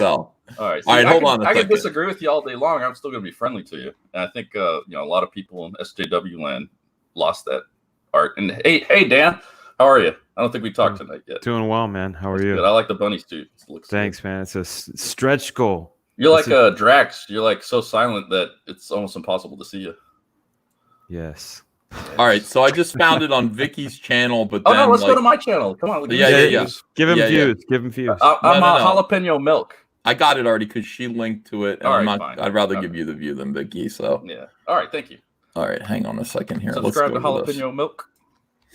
We run a Art Bell inspired show called I Kinda Believe, and we talk about Bigfoot and stuff on the weekends. So check that out if you guys are interested. That's Sounds cool. fun. I gave away a $25 gift card last week. Damn, dude, look at Andrew Huerta's War isn't he Campaign amazing? logo, man. That is fucking. I want to wear that. Like he took the original logo, he made it so much better. All right, Yeah. so here we go. It's 10 minutes. This is perfect. Let's see. Yeah. what Victoria And knows. feel free to stop it and ask me whatever. Oh yeah. Hang on. Here we go. Ready, everybody? Let's go. You know me as a former member of the Inner Circle of War Campaign. Here you can see that Roe says I'm an integral member of War Campaign. Or I was. The reason I'm showing you this is to be able to speak authoritatively on... Hold on. What is this? I didn't even get to read it. Hold on. Scrolled up. Praetorian is core member. No disrespecting him from any team member. Aldos is using a play on the novel Fahrenheit 451. No clue why. Looks like he apologized, though. That's Ty.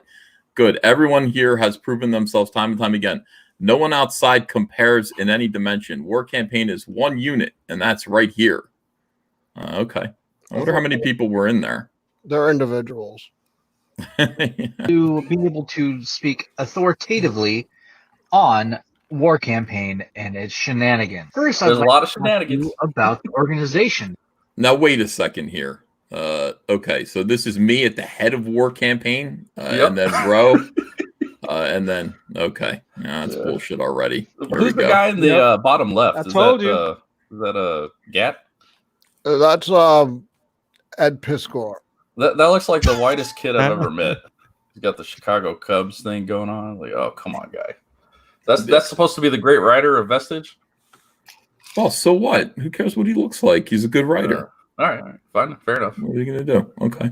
I like him about as much as I like Sketch. At the very head, you have Ro Kabir Kumar, aka Rohan Paul, who is the absolute undisputed leader of War Campaign. Below him, you will have Gattori Hanzo, David, I'm Not Tyler, GR Peoples, and Steve Dye, and Panboy fucking Love Soy Child, what the shit ever his name is. I'm sorry. I love all these guys. They're great. All right, here we go. AKA. Wait, man. Cecil does not though. Cecil, you're gonna kind of go along with us, aren't you? Oh, Cecil. There's only two guys. Oh, hold on. Wait a minute. I only got him. There's only two guys on that list. I don't think the chat likes me, yes. I don't like Ro and Pan. That's it.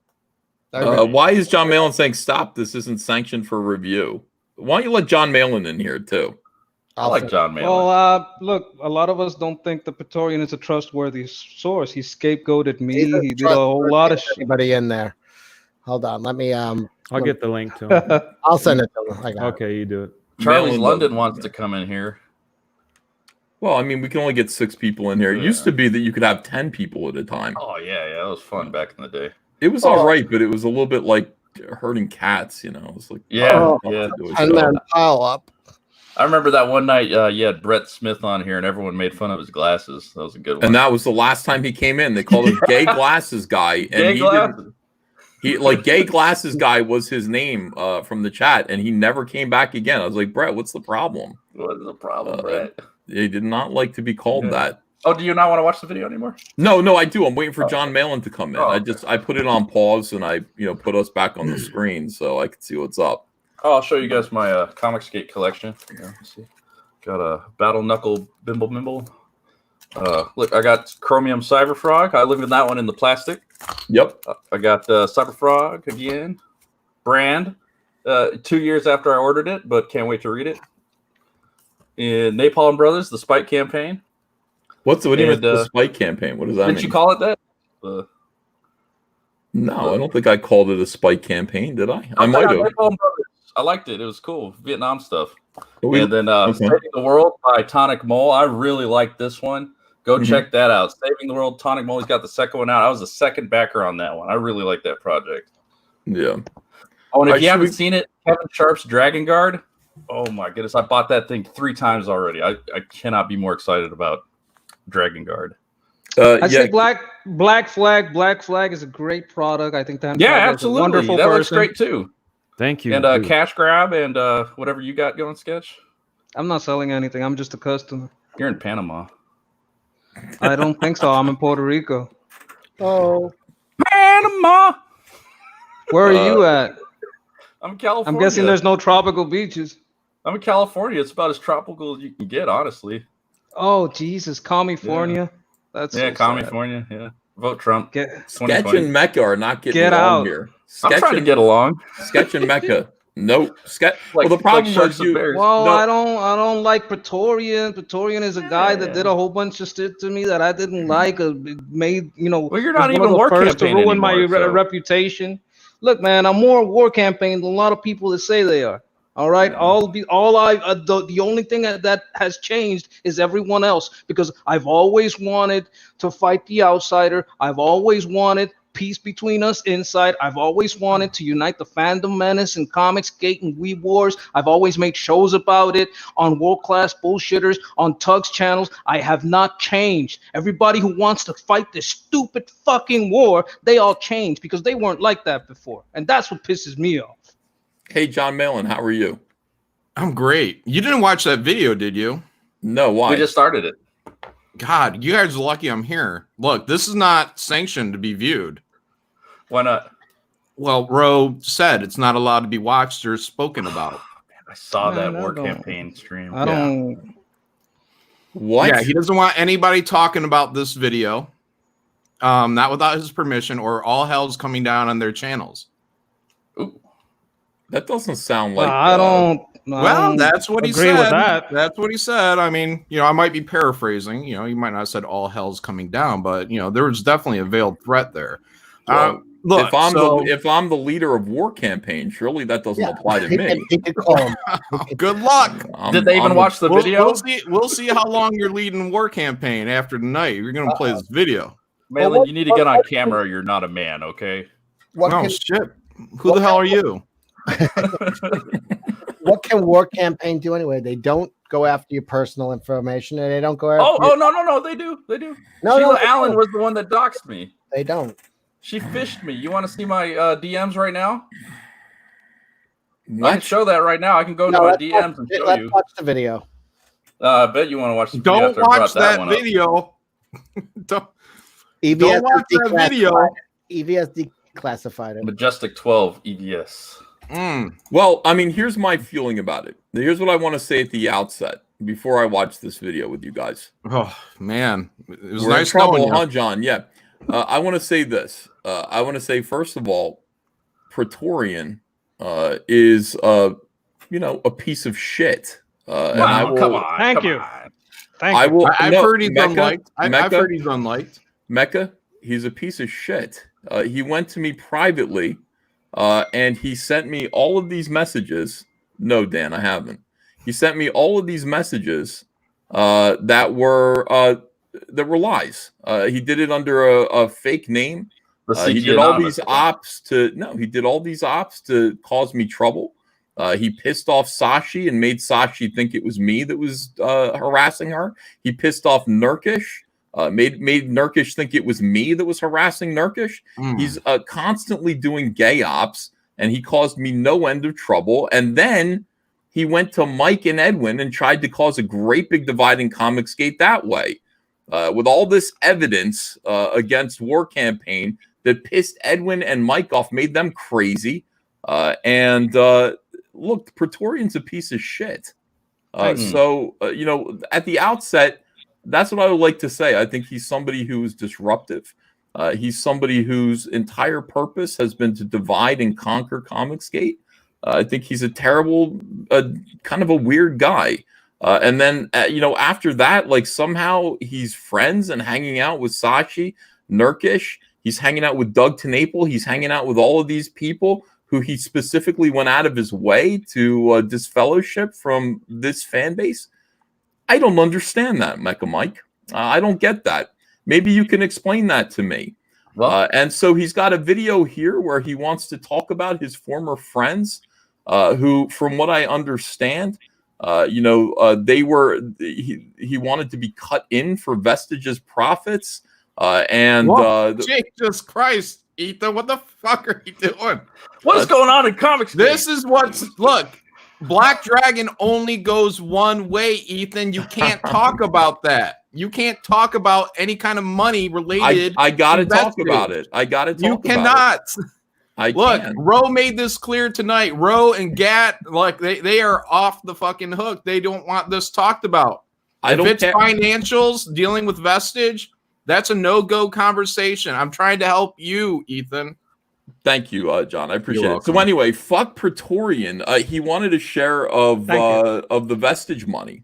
Not hearing it. Well, I think I asked him that, and I mean, I guess we'd have to look at that long ass stream, but it seemed to be that there was a unique intersection between that happening and the Fall of Rome stream. So I guess there's a lot of stuff going on. I didn't see the video. Did he come up with the idea for Vestige and they didn't pay him? I actually came up with the idea for Vestige. You can't talk about this, Cecil. I'm trying to tell you guys this. About it. I just the first time. No, do you want War Campaign coming down on you tonight and tomorrow and the rest of your life? What's new? You cannot talk about the financials of this book in any way, shape, or form. If this was made clear on their stream tonight, don't talk about this shit. They're gonna get you. If he did come up with it, he does deserve to get the rhythm is gonna get you. Now I can fill you guys in. I can tell you guys exactly what the truth is on this because I watched their stream. Go ahead. Well, it's an interesting video. I mean, we should. I'll do my best to answer for Praetorian. Now, but again, look, I got to be careful. Praetorian. I got to be careful because last time I had a conversation, in the forum, in the chat, I was accused by Gad of slander, of creating slander. So he may want to sue me if I talk about this. So I need to be very careful. This is not meant in a slanderous way. It's just meant to be very factual with Don't the kill the information that I messenger. have at hand. Gat, don't kill the messenger. This is dangerous shit, Ethan. If you guys want me to go on, I'll tell you. Nobody What believes this the motherfucker. fuck Play is it. going Nobody on? cares what he is says. going on? What exactly is It's going war on? campaign. What do you want? You want logic and Look. logical? This is all emotional. It's time to You show play some whatever leadership, you want. It's your gentlemen. channel. Nobody can tell you what to do on your channel. Good You're the luck. boss. Good luck. He's gonna get your ass. I'm addicted to the danger. Okay. War campaigns are gonna get us I've all. been working on the rail. You cannot talk about this video. All right, here we go. Here's the I'm a video. thrill seeker. Shit. Now this is I skipped ahead, way far ahead. Hold on a second. And again, first, I'd like to talk to you about the organization of War Campaign. Why does Praetorian sound like a woman now? Why does he sound like fucking Gail. Jerry Lewis? What's going See, on? that's the problem with CG right here. Like, we can't just watch this without insulting the man. Of course we can't. We're gonna Come insult on, him all the Come way on, we're through. we're all adults here. That's something that needs to. This is a rotten Comicsgate. Keep We're all talking. laughing. You're gonna we're get all kicked. getting we're all Keep getting talking. a pound of flesh and laughing at people. Let's actually consider it. No. All right, here we go. I can't consider it because of this right here. All right, here's my here, challenge. I Here's look my at this- challenge. Okay, go to ahead. anyone on the panel tonight. Mecca. Let's get through this video without insulting anyone on a personal level. Let's Mecca, just you're, refute him. Mecca, you're welcome to give me a pound of flesh. I bet you'd like it. All right, here we go.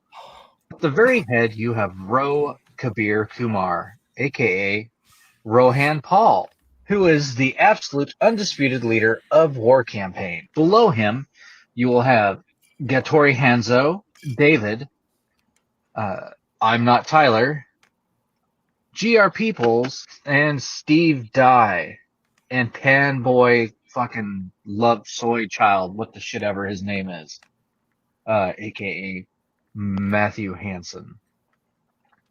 And then below that, you have everybody else. Things run like this. It goes through Ethan Van Sciver most times, to Ro, to the inner circle, and then from the inner circle, it'll go out. Or sometimes it'll go out from Ro himself. That's very rarely. And that's only to trusted members who he'll give orders to. I'd like to speak for a moment on the operations that I was involved in.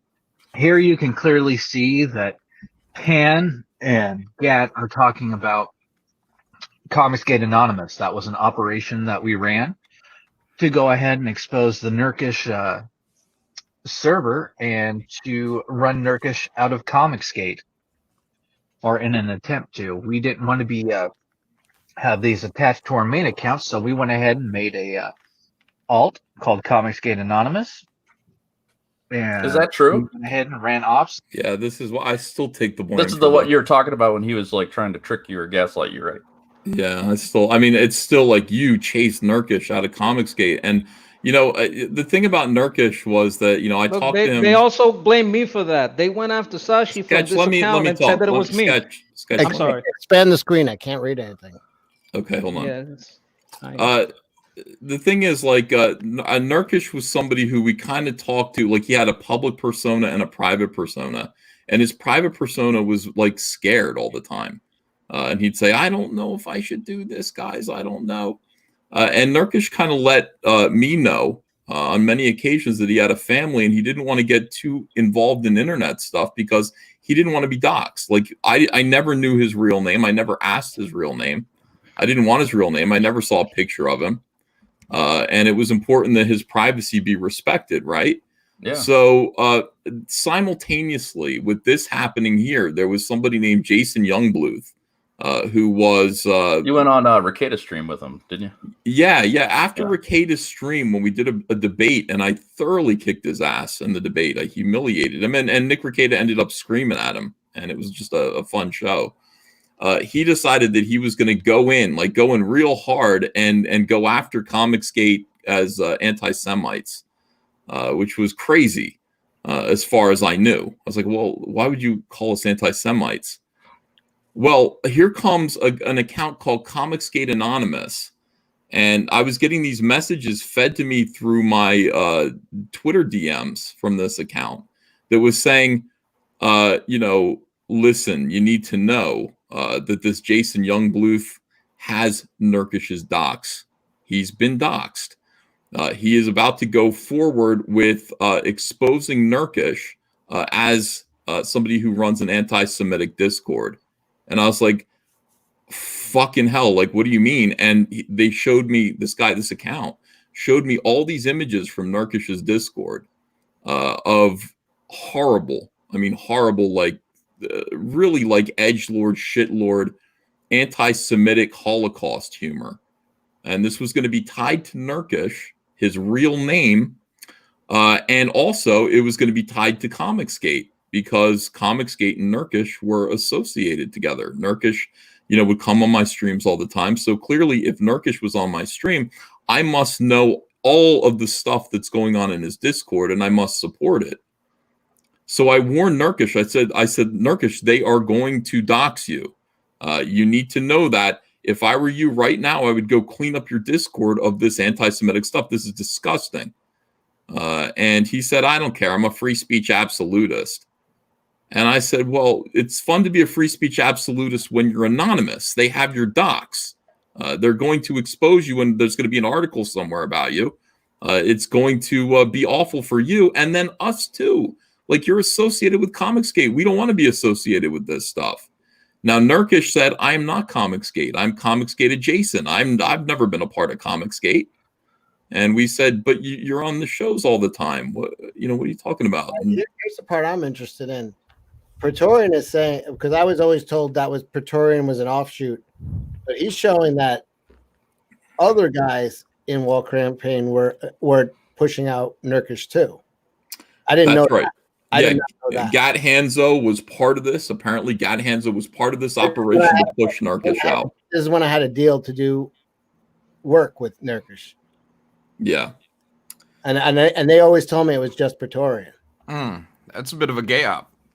Oh yeah, it's very much a gay op. This is the definition of a gay op. Now, ever since this happened, so Nurkish hears from me. Nurkish interpreted all of this as, oh my God, like Ethan is saying that if I don't say I'm Comicsgate, I'm not going to receive the protection of Comicsgate, and I'm going to be doxxed and all this stuff. So fuck Comicsgate and fuck Ethan, and left Comicsgate. Just left hanging out with us, kind of disfellowshipped himself from Comicsgate. And I'm sitting here going, what the hell is going on? Like, I had no idea any of this was going on. I didn't know what was going on with this Praetorian and, this whole op. Had no idea. I saw it. I told Tug, and then I told you. And everyone then give everything Sketch a else pat on the happened. back at this point. Well, the point is that once it's out, we have freedom of association. We don't care whatever you do on your platform. You can go ahead and do that. We're not going to stop you, but I don't got to hang out with you if you saying stuff or doing stuff I don't agree with. I'd never hang out. It's not about you. You always make it about you. Well, I'm me, so why wouldn't I? Self-centered motherfucker. All right, 5'5", Sketch. So we went through this. Now, this whole thing was part of the Fall of Rome. Wait a minute. You're 5'5"? No, you are. Oh. I bet you didn't know that. I bet you didn't know that. I didn't know my. Okay. Sketch. Whatever.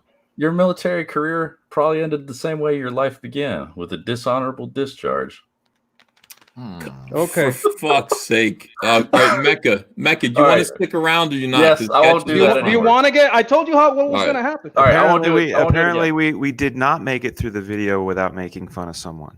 Yeah, exactly. Yeah, exactly. What's up with that? Weren't you protecting Praetorian just a little bit ago? Are we better these than insults, and here you are insulting Sketch. He's a hypocrite. All right, but Ethan, I won't do that again on your show. I promise. All right, I'd rather not. I mean, that's the thing. All right, it was a very good joke, but not at the expense of Sketch. All right, here we go. I apologize. Just leak that shit to Renfamous and that side, in the hopes that they would take the story and run with it.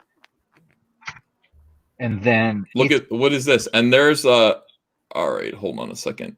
I can't even read. I've never even seen some of this stuff here. I've seen some of it. Take the story. Here is Thomas Royaloop. Looks out. If you're going against Comicsgate, Ethan has a trebuchet. We're going to counter that by throwing him into a wood chipper. So this guy, Thomas Royaloop, right here, decided he was going to spread rumors I was gay. And that was his whole thing from here. I gotta say, full disclosure, I've been on stream with this guy. Yeah. So what is Gat saying there about Tug and Yell Flash? Like, if this is Tug, I have an idea behind his reasoning. It's possible him and Flash have a plan, which doesn't necessarily mean it's good for us. Someone wants to use us, but how? What for? I have no idea. So they thought Tug and Yell Flash were going to come after them? There's a lot of weird shit going on behind the scenes with War Campaign. Let me just say that. Yeah, I think so. This was October 28th, 2018. So it's a while ago, but I remember all this stuff going down. And what happened in November of that year? 2018? Yeah, something big happened in November. I don't remember. Weren't you just in the middle of getting CyberFrog out? No. That was 2019. Yeah. Because what happened? It's been a wild couple of years, huh? It's been fucking crazy. This stuff is all crazy. I mean, look at this. I got onto your show to talk about these DMs and stuff. It's peak insanity. Was it November the second Young Bluth debate? There was two of them, right? Yeah, I don't remember. Anyway, let's go for it here. All right, here we go. And run with it. And then Ethan Van Sciver asked me who it was, and he asked if it was Sketch Therapy. Yeah, so this is how dumb I am. I go straight to Praetorian and go, can you tell me who Comicsgate Anonymous is? Can you get me that info? And it's him. It wasn't just him though. Well, and Gat Hanzo too, I guess. But he was running that account. Look at him. Let me ask around. No, I thought it was Sketch Therapy. I thought Sketch Therapy was the account that was legitimately warning me about this. No. I would have told you something, but I told Tug first. I was gonna tell you. I hadn't thought about it for a while, but I thought Tug was gonna tell you too. Yeah. November 18th was Vox Day. Yeah. All right. Sketch would have been a convenient scapegoat because that's their favorite one in War Campaign. Wait, D. Garcia says embarrassing display by Malin and Cecil. What have I done exactly? I'm fucking learning out that the guys are still going after me today. Were going after me 2 fucking years ago. The fuck have I done? Okay, so here they exiled me from War Campaign because I said Praetorian was a bad mod, that he was being unfair, that I hadn't said anything wrong, and that I said, look, this guy Mertz, he's a spy and he's a traitor and he's here to cause trouble. And Praetorian had me kicked out of the War Campaign and exiled because he wanted to stay there and keep Mertz there and keep running their ops. And I usually have problems with mods, especially when I call them on their bullshit. A lot of mods hate me. But you know what? Like, here's the thing about this. Like, this Nurkish op here, all anyone needed to do was show me, like, his Discord because, and, like, some of the shit Nurkish was saying about me behind my back. Because that would have been reason enough for me to just be like, I don't want you on my show anymore. Like, there didn't need to be all of this gay opery. It's like, people can't just be direct with me. You can't just say, like, look, this guy's a dickhead. Back then, we assumed you already know a lot of this stuff. Now we know you're so busy with a lot of this stuff that you don't know, and we actually have to literally. Nurkish doesn't belong here. Like, the end result of all of this is that Nurkish isn't here, and that's good. You know, that's a good thing. I don't want him on my show when he's the kind of guy who's just like, what the hell? It's just a photograph of ashes with semen in it, and it's called "I just effed a Jewish girl." That's funny. That's fun. I don't find that funny. I find that shit pretty fucked up. So it is. All right. So here we go. Because they can get him to do things and say things, and then they can claim no culpability because Sketch is quote unquote not War Campaign. He's the one that kicked me. So after all right. So here we go. All right. So, well, sir, I asked Sketch if it was him. He would tell me 100%. Besides, if you read this is Praetorian lying to me here. This is Praetorian. He is the guy who was doing this shit. And look at him lying to me. Is he the only one who could see that?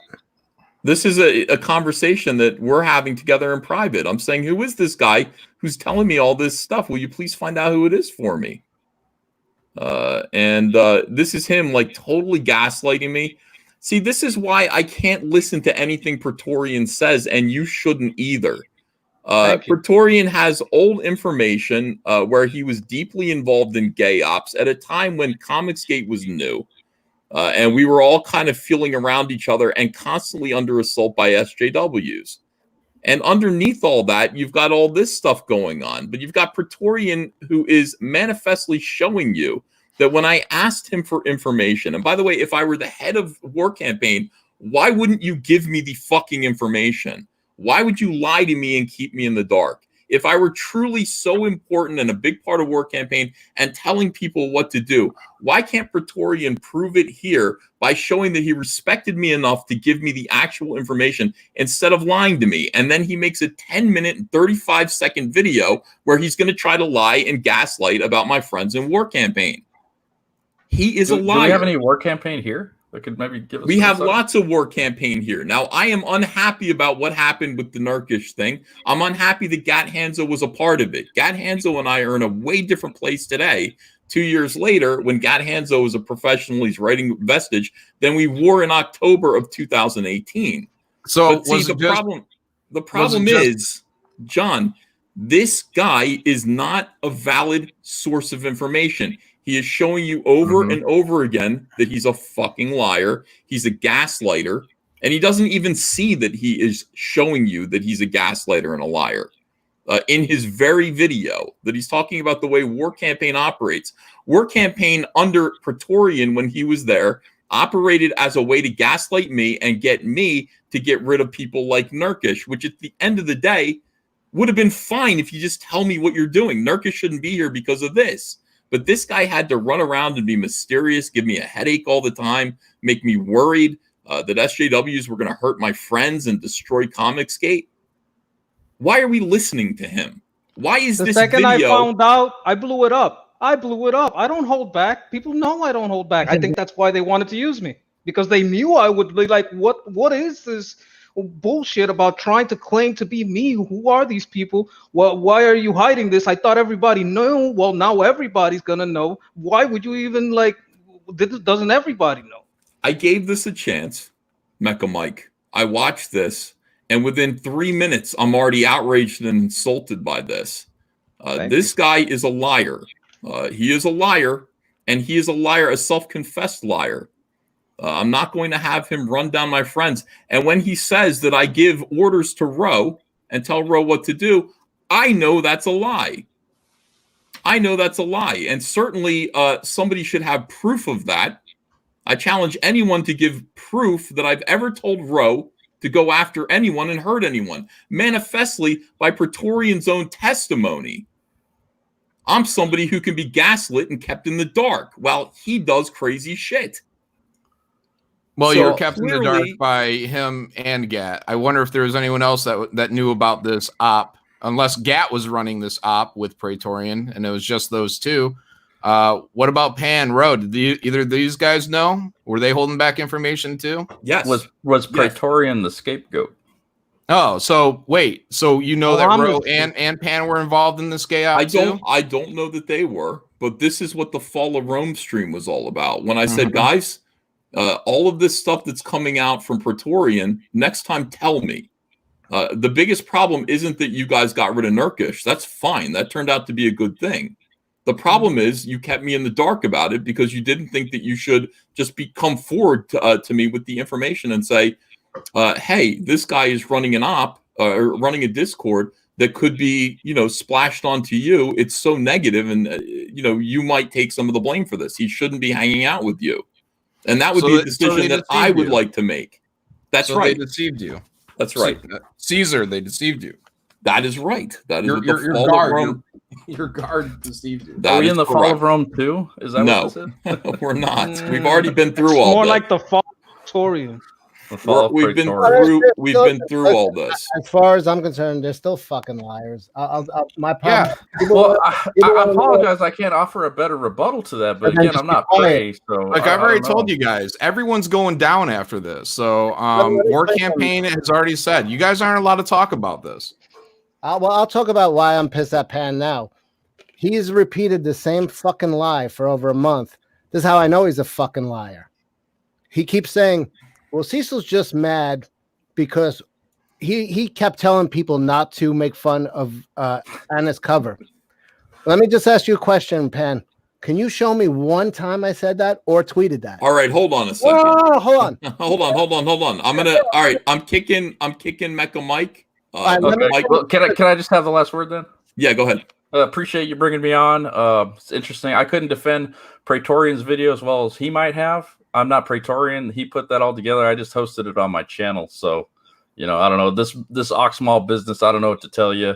It's I'm glad you said that it's not you. That means it was Preston. Well, I don't know if it's Preston either, but one last thing. I just want that's Mecha Cheese? Yeah, I'm Mecha Cheese. Oh, okay. All right. But I'll just say this. I think with all the stuff, the audience is pissed off and everything. I think it's all time we just gave everyone that needs it a little bit of mercy. Receipts. Hold on, before you bring Pan in, so he could scream over me to fucking to go it. Receipts, Pan. You fucking have accused me for a month saying Cecil's just mad because he keeps telling everybody not to criticize the cover. Show me. Okay. I Mecca. See you later, pal. See you later. Get that two removed. Go run. I ain't got time for Pan. I'm gonna tell you that right now. I don't have zero time for Pan. Hold on, fucking John. That motherfucker better get on camera if he wants to come in here on me. Hold on, John. It's gonna be fucking on.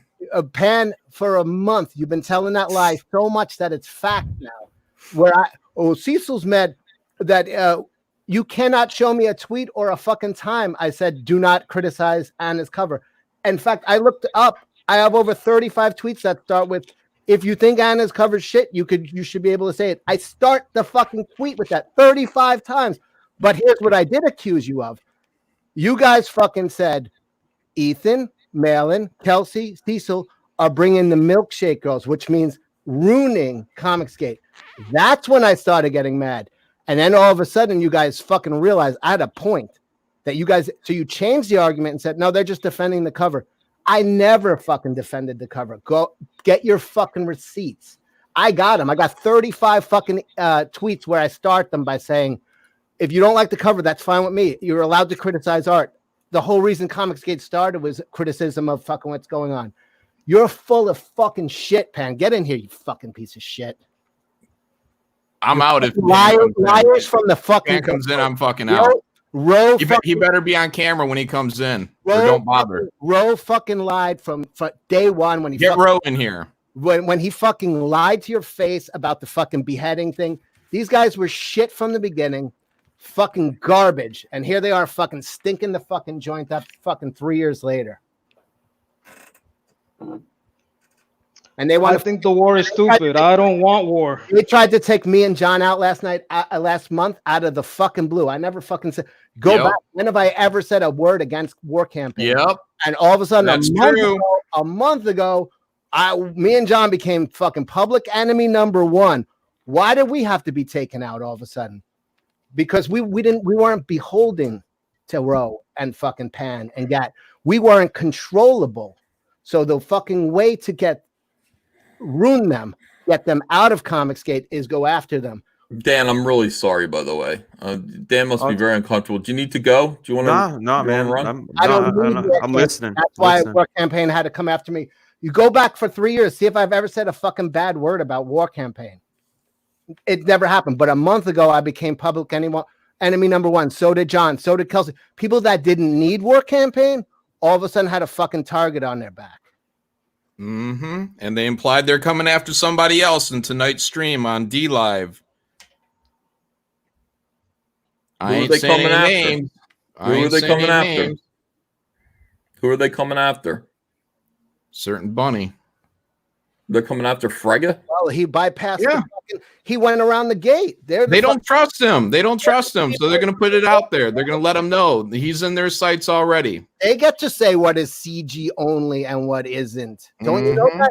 How did fucking this bunny hop around their gate? he's got to be fucking destroyed. Good luck. I was there. I heard him say it, bro. The same, and it's funny. Fucking know your enemies by what they accuse you of. They keep saying, "Oh, he's like Edwin." You're doing the Edwin shit. You're trying to run Comicsgate, except you got a profit margin on it, you fuckers. I fucking see you like I see Doug, and you know it, and you hate being recognized. Absolutely true. Okay. Absolutely fucking well, true. I hear you. Yeah, well, these motherfuckers cost me money. I have one fucking rule: don't fucking cost people money. They went after fucking Nurkers. They went after shit. Fine. And in the end, they did me a favor because I'm making more money. But these fuckers had no problem fucking me over while fucking cool. Brother, you're my brother. Brother, loyalty, brother. Well, fucking lies. They're full of shit. Praetorian was just a fucking scapegoat. He was your patsy. You were all in on it, you fuckers. Okay, I'm ending the stream. Thanks, guys. Thanks for coming. I'll be back tomorrow with another video. Bye.